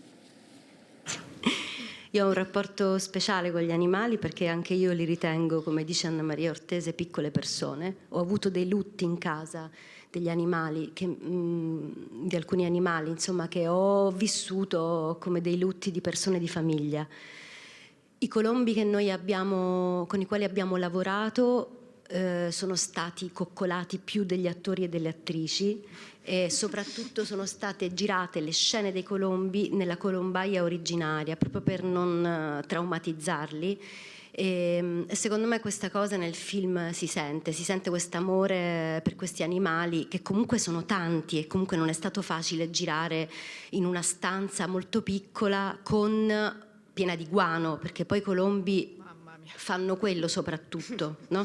Producono guano, soprattutto quando non possono volare e sono in una stanza, e non è stato facile, perché appunto stavamo tutti stretti in questo posto in cui se ti giravi male ne schiacciavi qualcuno. Quindi abbiamo fatto delle prove anche, Viola ha fatto delle prove nella colombaia settimane prima, per imparare a prendere i colombi senza spezzargli le ali. E ce l'ha fatta, è stata brava. E non li abbiamo mangiati poi anche. No, perché non li abbiamo mangiati assolutamente. No, perché mia nonna li mangiava i colombi. Io avevo la colombaia sotto casa con mia nonna che assolutamente allevava i colombi e noi li mangiava. Prego. Antoniozzi, voce di New York. Sono un po' una voce fuori dal coro, perché è stato più volte ripetuto che questo è un film che tocca a livello emozionale. La parola emozioni è uscita moltissimo, e anche fa il pubblico dopo il film. Però io mi sono, riflettendo, ho trovato che il film è costruito su alcuni momenti catch, no? che attraggono, appunto, che toccano la pancia dell'osservatore piuttosto che alla mente dell'osservatore.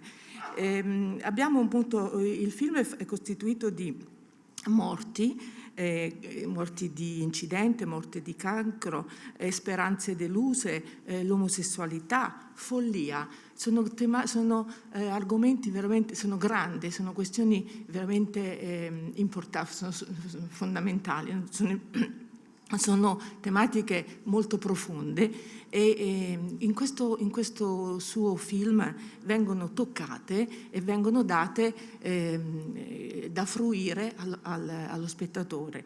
E quindi appunto ma qual è il contenuto che induce al pensiero, a un pensiero più razionale, più profondo, piuttosto che dare attenzione a tantissimi elementi e non alla profondità di qualcosa specifico. Ecco. Un'altra cosa che volevo chiedere, il buco del muro. Lei ha messo un buco, al termine del film ci siamo accorti che questo buco era nascosto dietro un armadio, e io non ho capito il significato, se ce lo può spiegare. Grazie. Delle cose che non si possono spiegare, io non posso spiegarle che cos'è quel buco. No, non riesco, non saprei cosa dirle. Cioè, veramente non... No, mi dispiace che appunto lei non ci abbia trovato delle spiegazioni sue personali, perché certo questo è un fallimento, però è un fallimento per me. Però io qui, cioè, se lei in quel buco non ci ha visto niente, io qui non posso assolutamente colmare questa grandissima lacuna di cui le chiedo scusa pubblicamente davanti a tutti, ma non posso spiegarglielo. mi dispiace. Invece per l'altra cosa che diceva della superficialità, perché mi sembra insomma di aver capito che manca di profondità, perché si sono toccati dei temi che sono, ecco, non è un film a tema, non vuole ragionare sull'omosessualità piuttosto che sulla, cos'è che ha detto? Malattia, la morte, eccetera. È un film che racconta la vita di 5 persone che inevitabilmente muoiono, si innamorano magari appunto di un'altra donna, si ammalano, cioè cose che succedono nella vita di qualsiasi famiglia, cioè non sono temi speciali. L'omosessualità non è un tema speciale per me, è naturale, è una cosa proprio naturale come la morte. Come la morte. Prego. Sì, Alessandra Magliaro dell'Ansa. Volevo sentire dalla regista la sua opinione sul femminile nel cinema. Se ne parla molto ultimamente, anche questo film ce lo suggerisce, che la parola sorellanza che cosa suscita in lei? Tante cose, sicuramente mi fa tornare bambina, mi fa pensare che le donne possono essere solidali e felici se una donna ha successo, per esempio. Mi fa pensare a delle guerriere che insieme lottano e raggiungono dei risultati, a una conquista. Cioè mi fa pensare a tante cose la parola sorellanza. E poi mi fa pensare anche all'amore, al legame, alla forza di quando si è insieme, ecco, che è più forte di quando si è da soli. Io vi ricordo che il film sarà nelle sale da domani con Teodora Film. E il tempo a nostra disposizione è terminato. Grazie a tutti. Grazie. Grazie.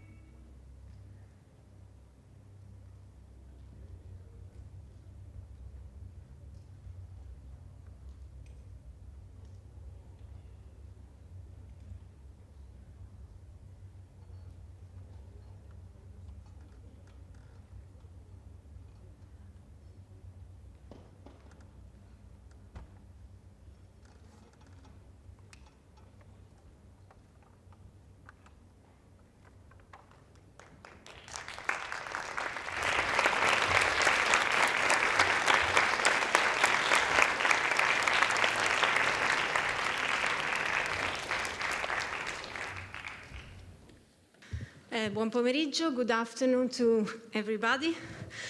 It's a great honor and I'm extremely happy to have the chance to coordinate this masterclass. In fact, it will be a conversation with our very special guest, the director, but also now the Golden Lion for Lifetime Achievement, Mrs. Anne Hoy. So once more, applause. Thank you. Thank you, Anne, for being with us for the third time in Venice, this time with the new film Ti Lu Xiang, Love After Love. As you remember, Anne has been with us before in 2014, in fact, with Huan Jing Shitai, The Golden Era, which was our closing film. And earlier than that, in 2011, with A Simple Life, Tao Jie, that made actually, it was a big success all over the world, and also allowed Dini Ip to get the Coppa Volpi come miglior attrice, so the award for the best actress. Of course, I don't want to take too much time out of Anne's opportunity to share her views about cinema, about Venice, about film with us, with all of you. I actually invite you to join in the conversation if you have comments or questions, even as we are talking through. But first of all, let me just ask Anne to give a comment on her experiences in Venice, this time as a very special guest, and of course as one of the major directors of contemporary cinema, I would say, not only of Hong Kong cinema, although of course she has mainly worked in Hong Kong. Sorry, I was just asking myself, should I feel different?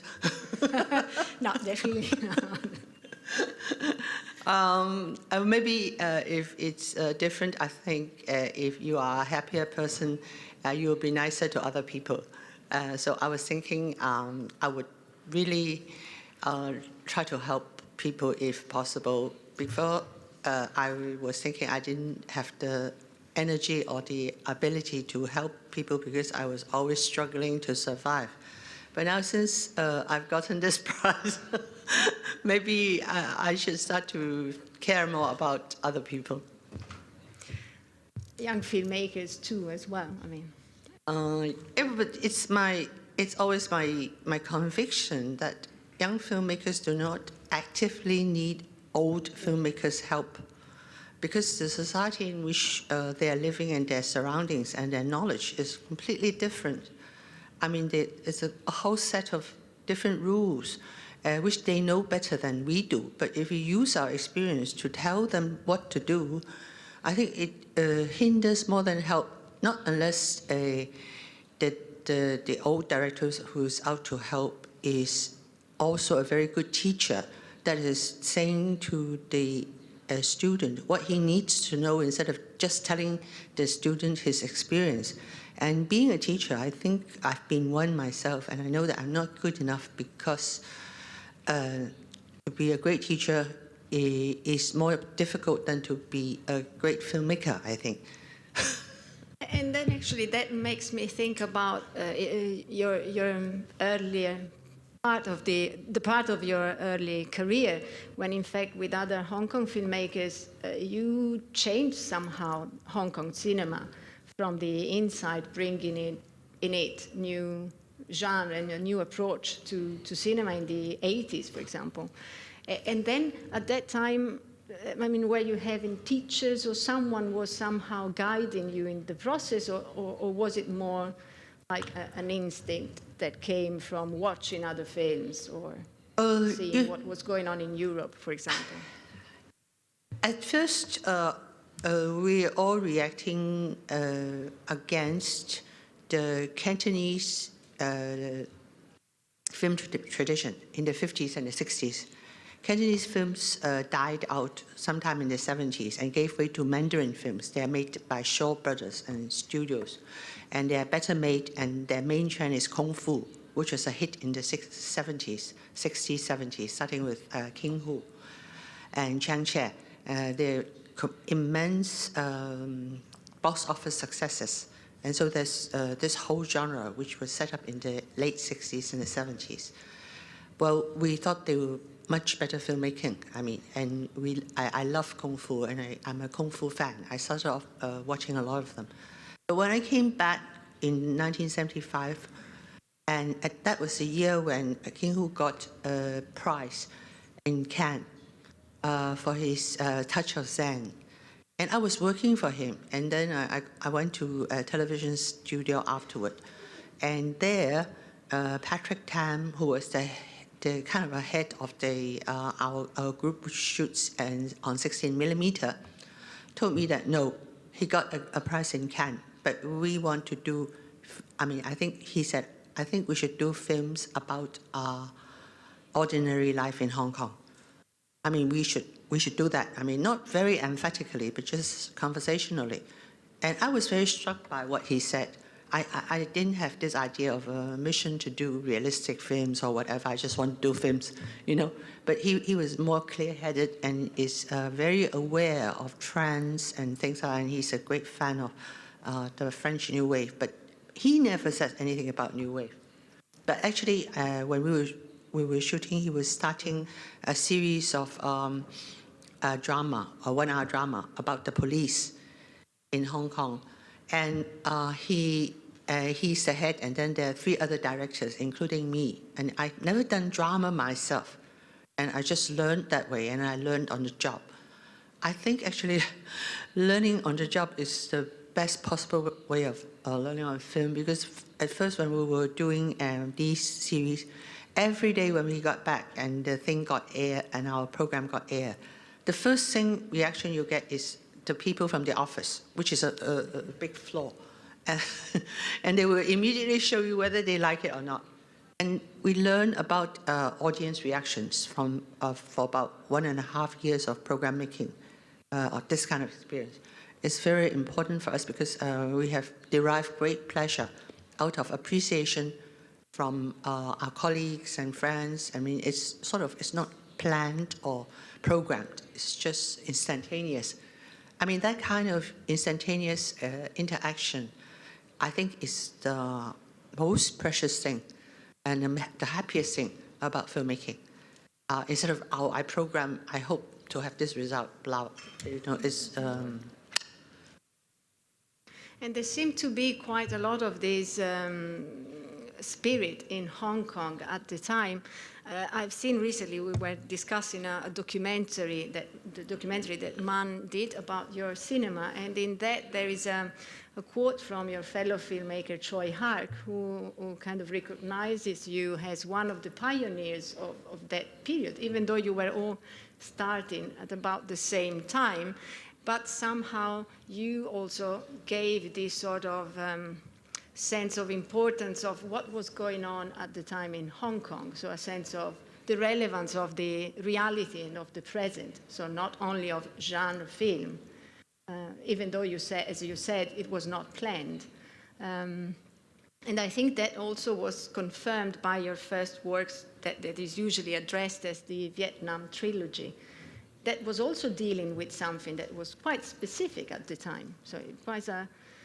I'm actually, I don't really rationalize very much about what I'm doing or what I plan to do, and I have no long-term plans. I mean, because like the realistic thing, they were thrust on us by our heads in TV stations saying, oh, we're commissioned to do this 14 episodes of independent drama each.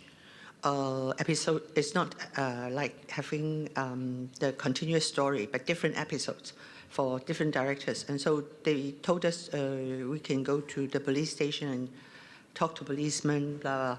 And then we did research, and then that became my lifelong habit of doing research. Whatever I do, I try to know as much as possible about the situation. And so it always has some realism in it, even if it is a kung fu thing. Yeah, and that's interesting. Even if it's a melodrama or a literary adaptation, because you've always worked on very different genres, and film genres and film modes, not at the same time, but alternating them. So you've gone from melodrama to more genre film, to thriller, and then back to literary adaptations. You've worked on we were saying yesterday, on John Eileen's novel 3 times, but at very different period. So it's interesting how, I would also like to explore a bit more how you feel or how you choose what is your next project. How does it come up? It's certainly not a period thing, so you're not working on John Eileen and then you feel that that's done. It seems to be something that comes back with a different twist, with a different angle. I would say that it's like a very organic thing.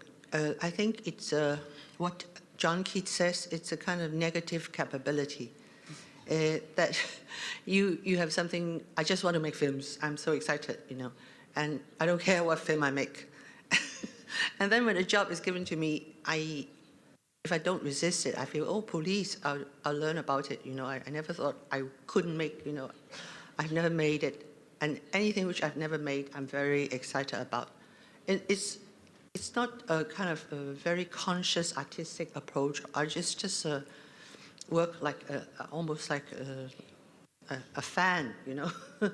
So if they give me a job and if I can do it, I feel very happy. Now, of course, it's quite different. It's ridiculous if I say I don't know what I'm doing.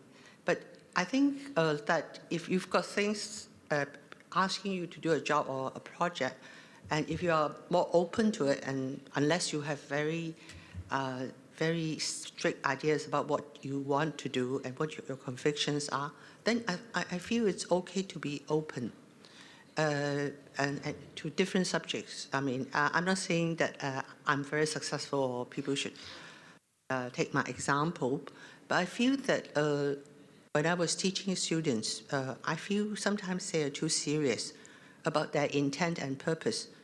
It's like the pure joy of shooting movies can lead you a long way, because who doesn't like to play? Because if you play all the time, you don't care, you know. I mean, so long as you got doing it, and then you can improve, because so long as when you're shooting, you notice what you've done and you try to correct afterwards your mistakes, then you get better and better, I feel. So if we want to be a bit more specific, and we take, for example, the 3 films you've adapted from Eileen Chan's story. So one was 1984, the first one, Love in a Fallen City, and then 18 Spring, which was 1991, if I remember correctly. And then this Love After Love. How do you feel you've improved, or what have you kept through these 3 different decades? The first one is Love in a Fallen City. And I was an Eileen Chan fan starting from the 1970s. I started reading her in 1975, I think, and immediately became her fan, because I never saw Hong Kong depicted so well, because about the mixed culture. I mean, she got Indians and Western people as the main characters of her writing. And one thing which was very remarkable was that, unlike the people at that time, we usually sort of refer to foreigners as Kwai Lo, including Elena. She would be Kwai Po. Definitely. And it is a kind of, you know, the difference, the otherness of the other race. Eileen Chan, when she was writing, these foreign characters are treated with the same equality as her characters her Chinese characters. And that immediately gives her a different perspective altogether to her stories. And because the attitude is very different. And in fact, I feel this attitude obviously is much more modern and much more, for her, it's avant-garde. But for us, it's like our times when we do not have these vast cultural bands and differences. So what was it? Yeah, and it's amazing also this line. I was asking what has remained for you as an interest through Eileen Chan's story. So at first I was just interested in fact, I was just interested in recreating the 1940s. Garden parties,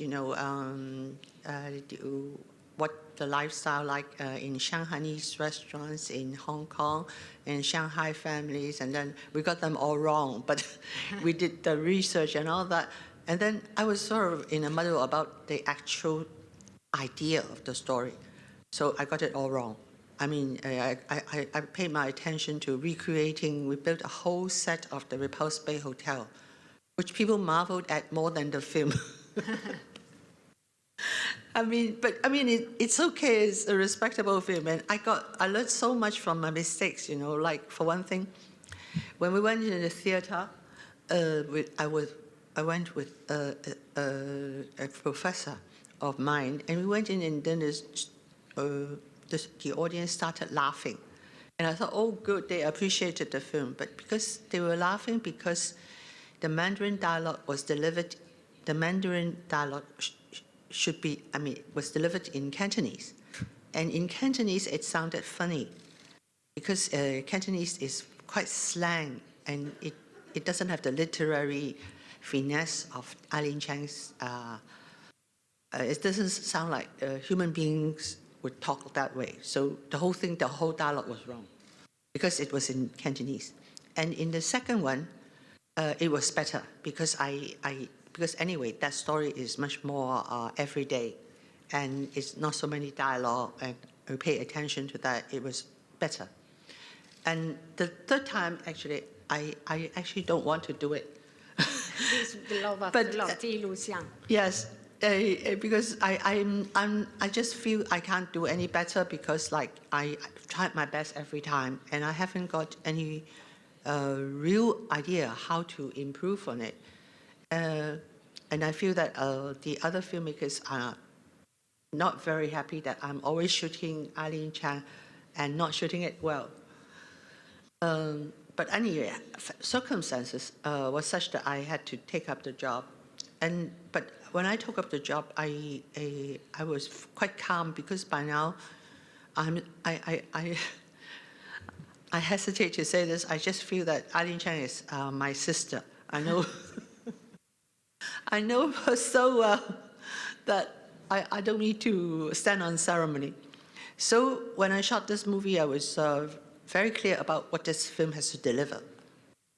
It has to deliver the setting and the background, which is tropical and savage as a background, but the cultured gardens and the finesse of civilization is covering that boiling center up.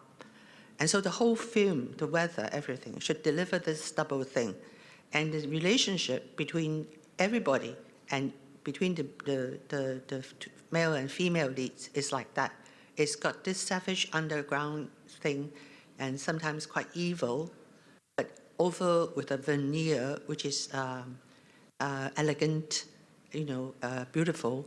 And I held on to that. But of course, I took out a lot of the part of the maliciousness of the aunt.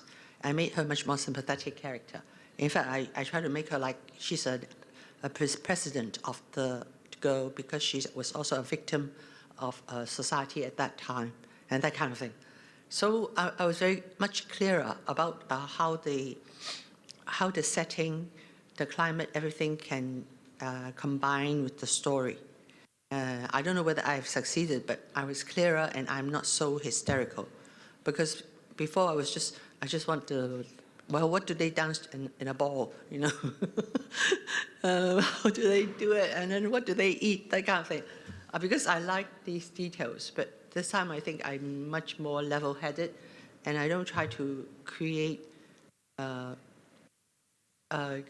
special effects or that kind of thing. Yes.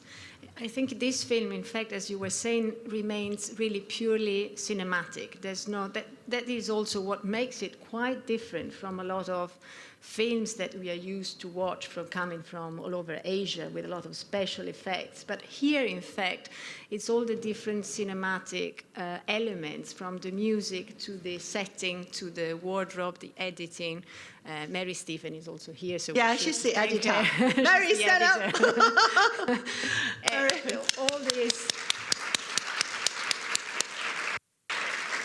All these wonderful artistic contributors to the film really made it as a sort of a collective work, although you're kind of guiding it, including the actors. And I think what comes out of the film, having watched it a few times already, is in fact the relationship among the characters against this very special backdrop. But the relationship among the characters is also one of the features, I think, of all your films. You've always been able to portray human relationships, which is kind of basic of cinema, of course, that happens in most of the films. However, these relationships, no matter where they are set, in which era or in which city, whether Hong Kong or kind of moving through different spaces, or having like golden era Huanjin Shitai, having a character that travels through an epoch and through different parts of China, yet the relationship of the characters is crucial. It seems to be, from the beginning to these recent films, the core of your, one of the points, or the key points of your cinema. So I think that also implies that there's an important work with the actors that you've always cherished, and you've always sort of been able to create this kind of team. I can't imagine you being a nasty director on stage. I mean, meaning that it feels as if you're creating really a good relationship. I get confused myself whether I'm really that nice or it's just a bedside manner. I mean, like it's being professional. I think it's professional. But you've worked with the actors really in a special way. I mean, most of your characters, or some of your characters, have really not only received important awards, but also have been recognized as major characters thanks to your films, from Maggie Chan to Dini Yip to... I think, like, working with actors, actually, I am gaining a lot of confidence, because I used to distrust myself and said, oh, maybe you should drill an actor during on set, and then you should rehearse them endlessly. It's like hard work, and you should do prep like hell and things like that. And then you should have many takes before you are satisfied. I don't do that, at all. And I was sort of feeling guilty about it. And so in the middle of my career, I started doing more takes and doing more preparations. And I find that actually the result is not good, until I think maybe every director has to find his or her own way of working, which is, and I feel that, like, I actually have done a lot of preparation, but I do the preparation myself. I don't involve a whole team to do it. It's like with every actor or actress I worked with, first of all, I make it my homework to watch almost all their significant work. Like, at least maybe I watch 10 DVDs of their work, so that I will know their range. And I will have a vocabulary of speaking with them, saying that, oh, you remember in that film you smiled that way at that guy. Can you smile again? Like in this film, I saw a picture of Eddie, the guy who played George. He got a very quizzical smile in an ad. And I said, can you look at Sichun that way in the garden? So we have this vocabulary of what he's done before, and it's immediately understandable by him, saying that, oh, this is the kind of expression which you feel you want, or that kind of feeling you want. And you see, and I also cast directors according, actors according to that. I was casting my own father in Song of the Exile. And I cast this big gangster in Better Tomorrow. Remember Li Zixiong, the guy who's the big villain, who was very young and very tall and has got a very high forehead? It's because I also accidentally saw a film of his when he was acting as a very sad cop in a very minor film. And he's got really sad eyes, and he's got this forehead. And so when they asked me what actor I would like to play my father, because it's not a very big role, but an important role, I said I wanted that guy. And people really were very shocked, because they said, how come you want to cast this big gangster to be your father? I said, I want him, you know, there's no doubt about it. That's because I've seen his film. I've seen the part of the film, a part in which he is exactly what I wanted in my film. So it's because you've done your homework.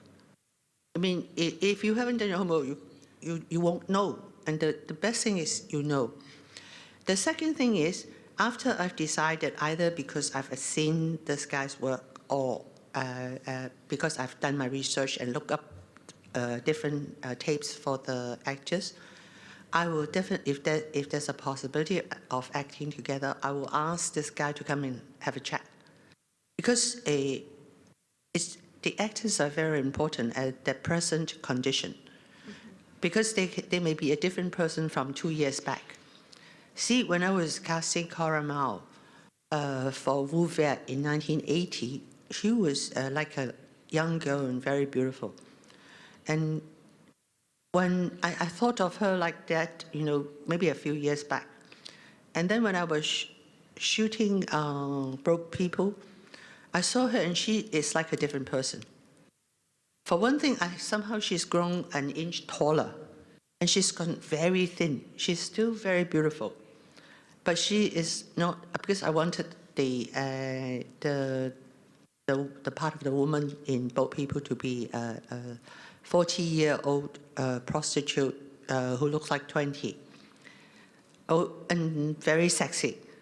But she's not very sexy when I met her again, so I had to change the acting a bit. So you see, the present condition is very, very important. And sometimes the real person, when you meet them, is very different from the person in the film. And I always try to meet them and to find out how this person strikes me. Like, for example, Chow Yun-fat. You know Chow Yun-fat, huh? Chow Yun-fat is very much the same in life as in his films. But other actors are not. A lot of the actors are not like in their films. So you have to find out, I mean, how he strikes you, and the real personality of, I feel, the real personality of the person, and try to draw that out in the movie. Now, how do you draw it out? I think the first thing is you will have to trust him, and you will have to gain his trust, that you will never make a fool of him, and always try to bring out the best of the actor. But saying this is no good, and you have to do it. I mean, you have to do it, and maybe it doesn't work, but you have to believe him, and he will have to believe you. I think somehow after many years, I've got this trust almost automatically from the actors. When I work with them, they know I don't make them suffer unnecessarily, and I don't torture them, and I will try to bring out their best. I think it's very important, because an actor is a person first and foremost, and not a tool. And your respect is very important, because I really feel very strongly about this, because supposedly lots of very good directors are supposed to be devils and tyrants. They just torture them until they are good, you know. I heard that Wong Kar-wai is like that. He acted so many times until he said, the actors didn't know what they are doing, then they are right. Now, maybe that also works. I think the overall rule definitely is whatever works for you is okay.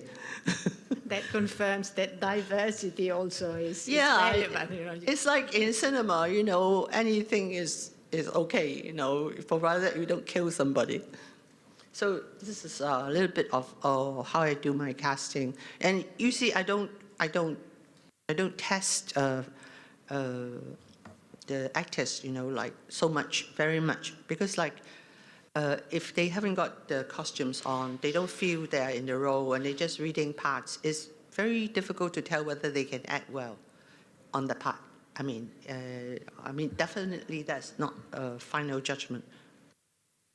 Yes, I don't know if you have questions or comments. Yes, of course you can join in, please.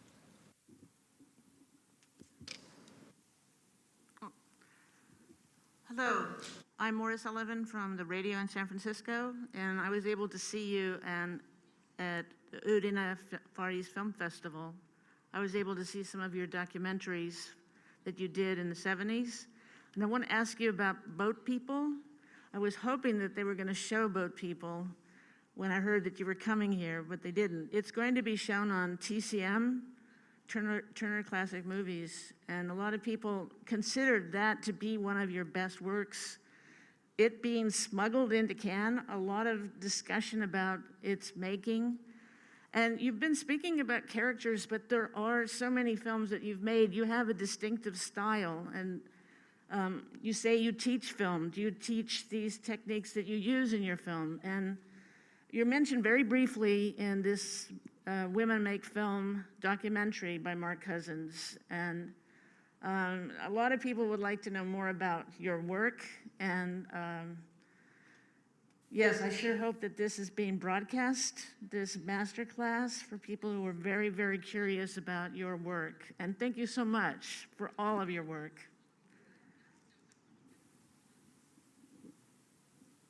If you want to comment on.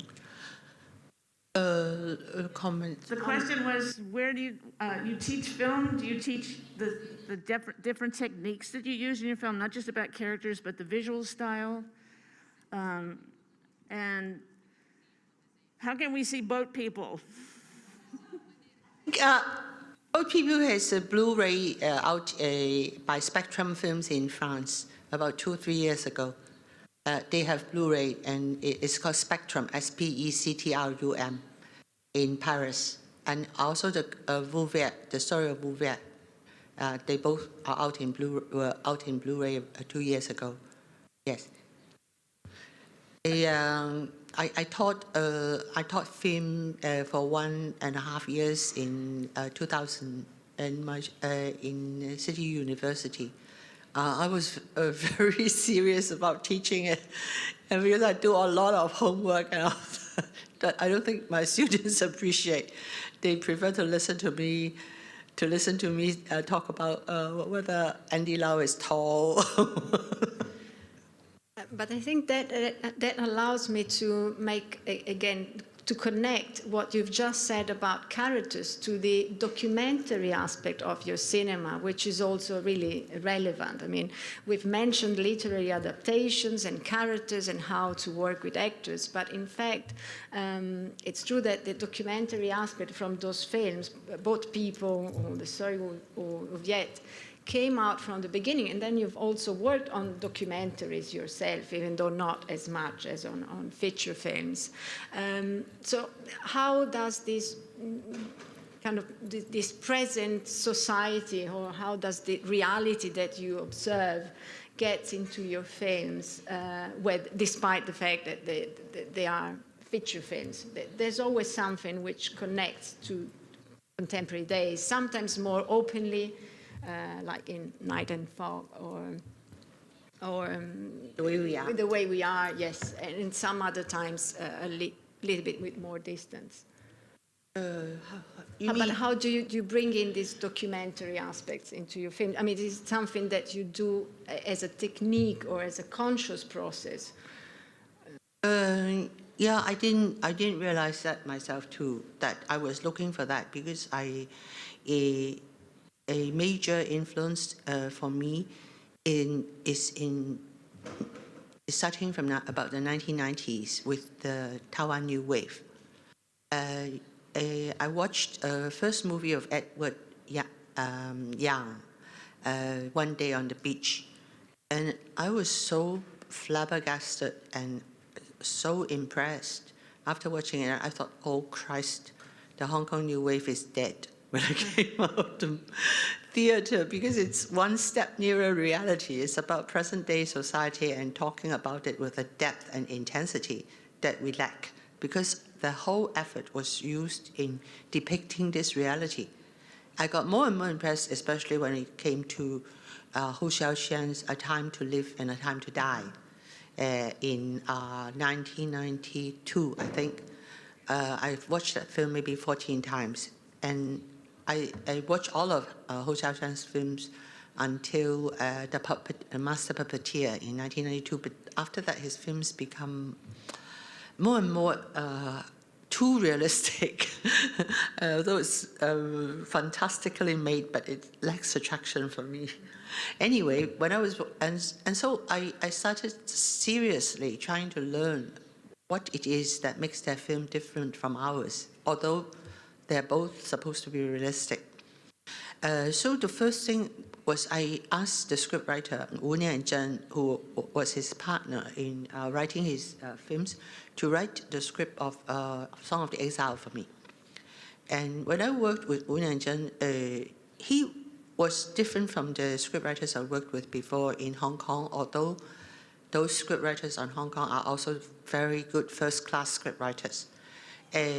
Because first, Hong Kong scriptwriters are much more factual and how do you call it, based on experience, and their scripts have more plot and more action and more things to attract the audience, you know, and more fun spots or more horror spots, etc. But when I talked with Wu Nianzhen, he started telling me things like, oh, I think the first thing for me is the characters. If the characters work, the story will follow the characters. Or we never start with characters in Hong Kong. We start with the story. And the characters are filled in to fit the story, and not vice versa. And like Wu Nianzhen will talk about, oh, if we get the tone of this story right, then I don't know what tone is. Now I know. And you see, like in Love After Love, I'm looking for a kind of tone which is not very, very tragic, although the story is extremely tragic.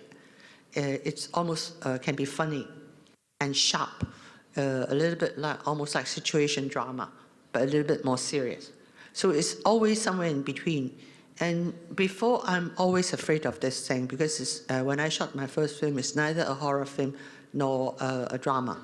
And I felt very, very distressed, although this is what I did.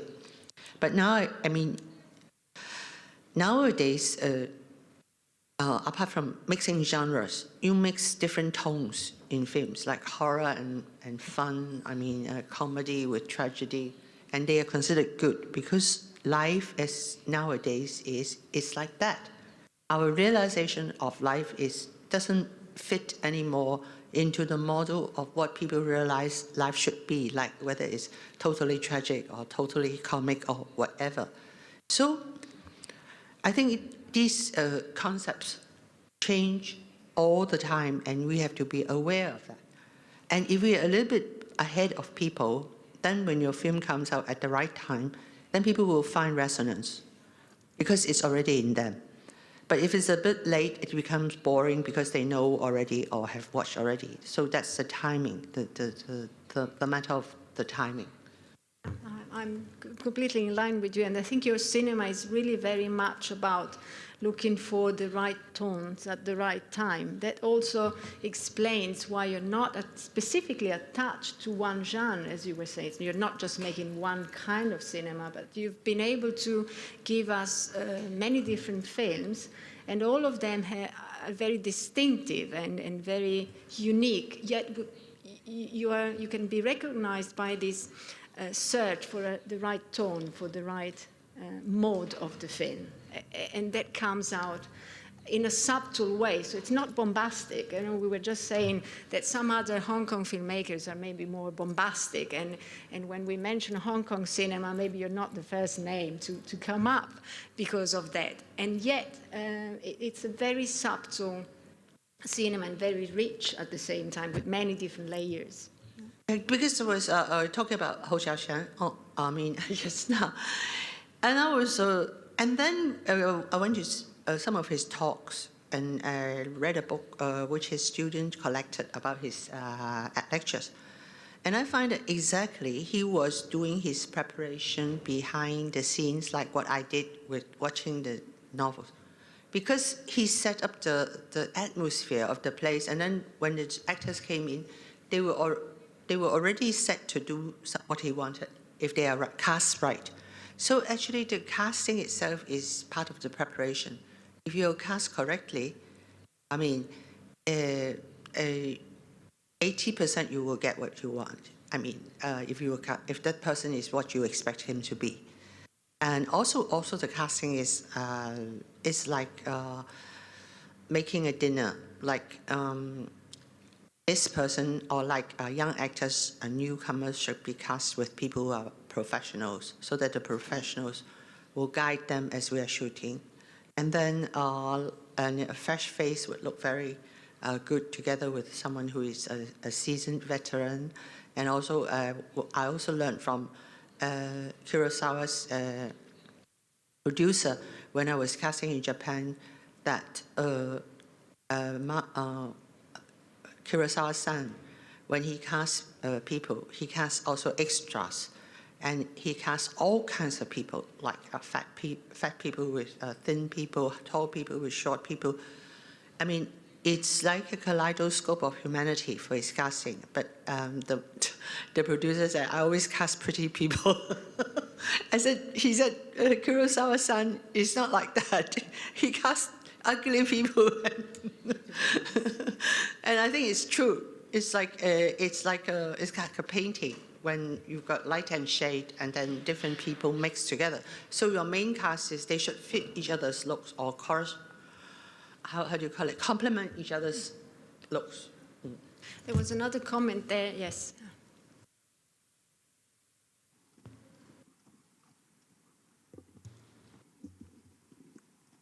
Hi, thank you very much.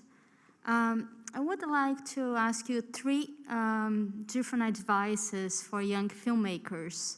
Like when they are initiating a film, what were the main things that you think they should look for and be prepared to? What?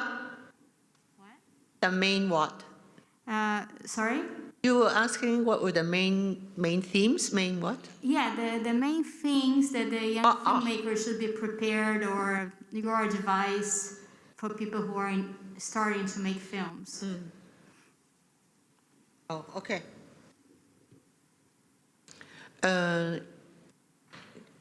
When you start production, you have money already? Or when you are looking for money?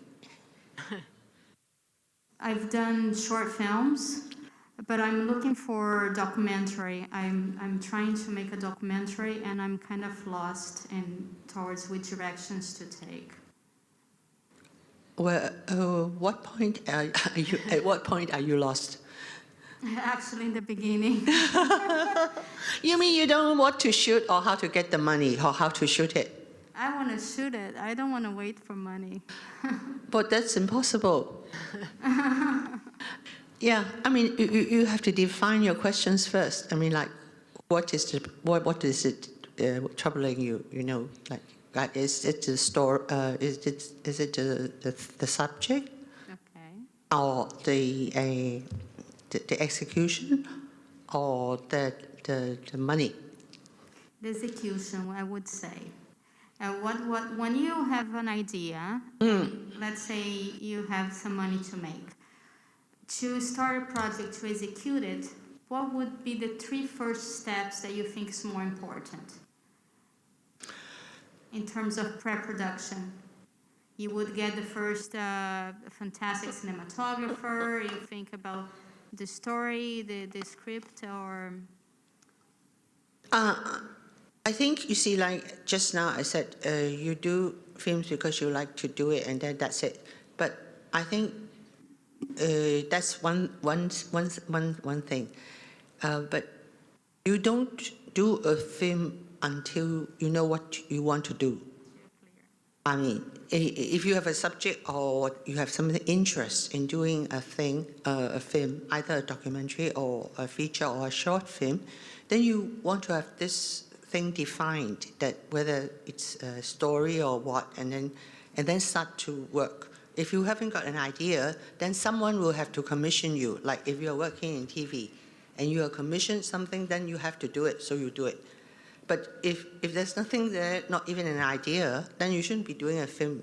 And do you think that when you started, do you think that were ideal conditions for you to start with? Or, I mean, was that time easier somehow? It seems that nowadays a lot of filmmakers express their struggles because of that they don't really know how to navigate the industry, also because the industry has become very big and very blurred as well. So do you think somehow before, or even in Hong Kong at that time, were the conditions better in a way?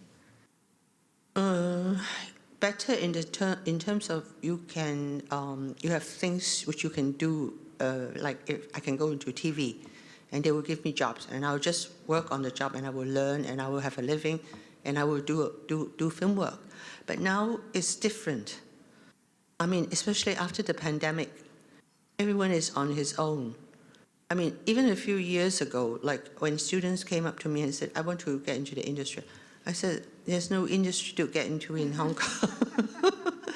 And it's an open wilderness. If you want to do something, you start thinking about what you want to do and then think of a way to do it.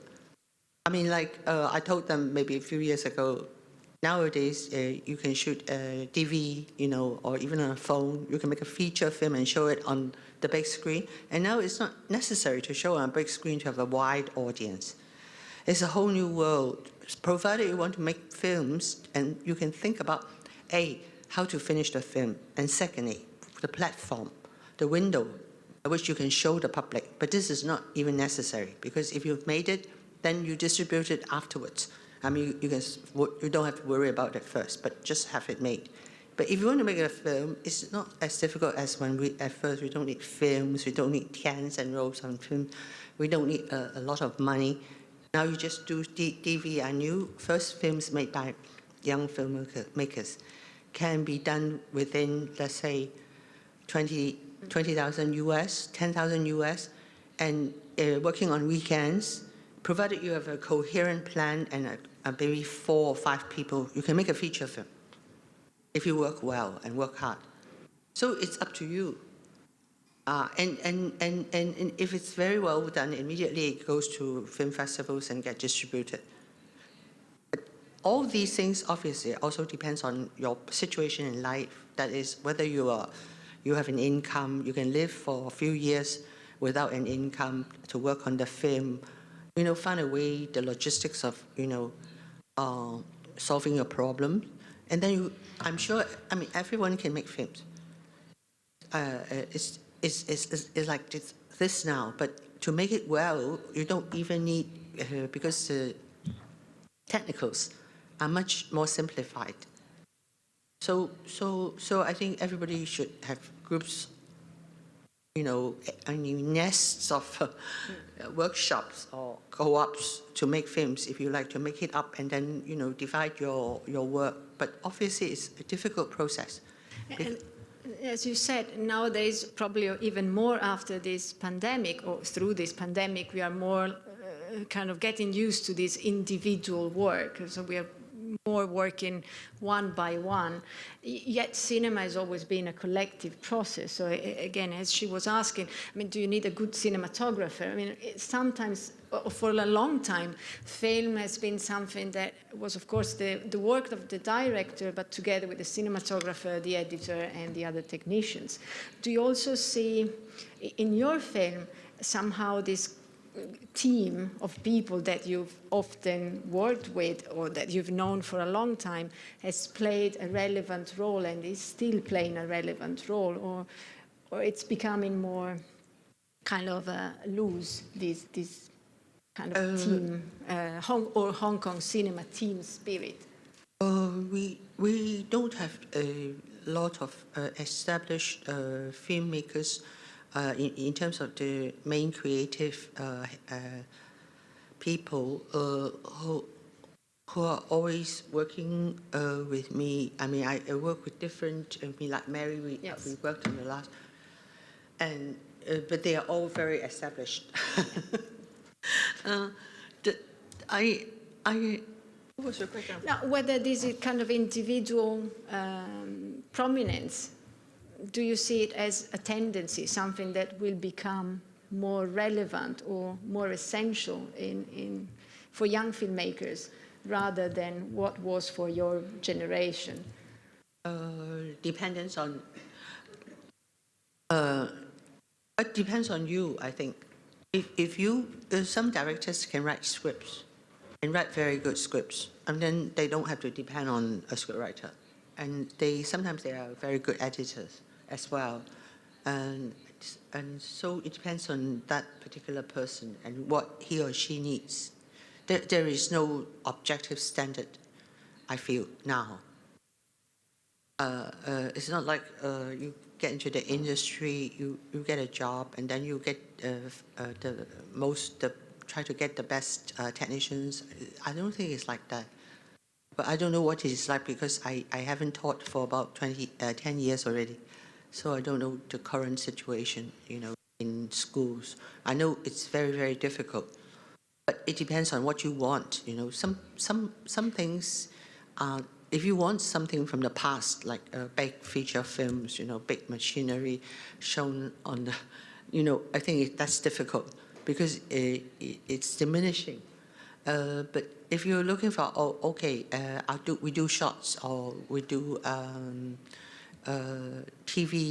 short TV series or we do documentaries, it's much more important. It's much easier because you need all kinds of material. And I think if I were a young filmmaker now, I will try to do whatever I can just to start shooting. Instead of planning ahead, wanting, doing big things. I mean, I start from small things. Thank you. I think this is a very nice way and closing sentence to wrap up. Unfortunately, we need to wrap up this masterclass because they have to prepare the room for a screening. But once more, thank you for being with us. We cherish and look forward to your next films, your project. Thank you so much. And wish you all the best also for Love After Love. Thank you so much to everyone. Thank you.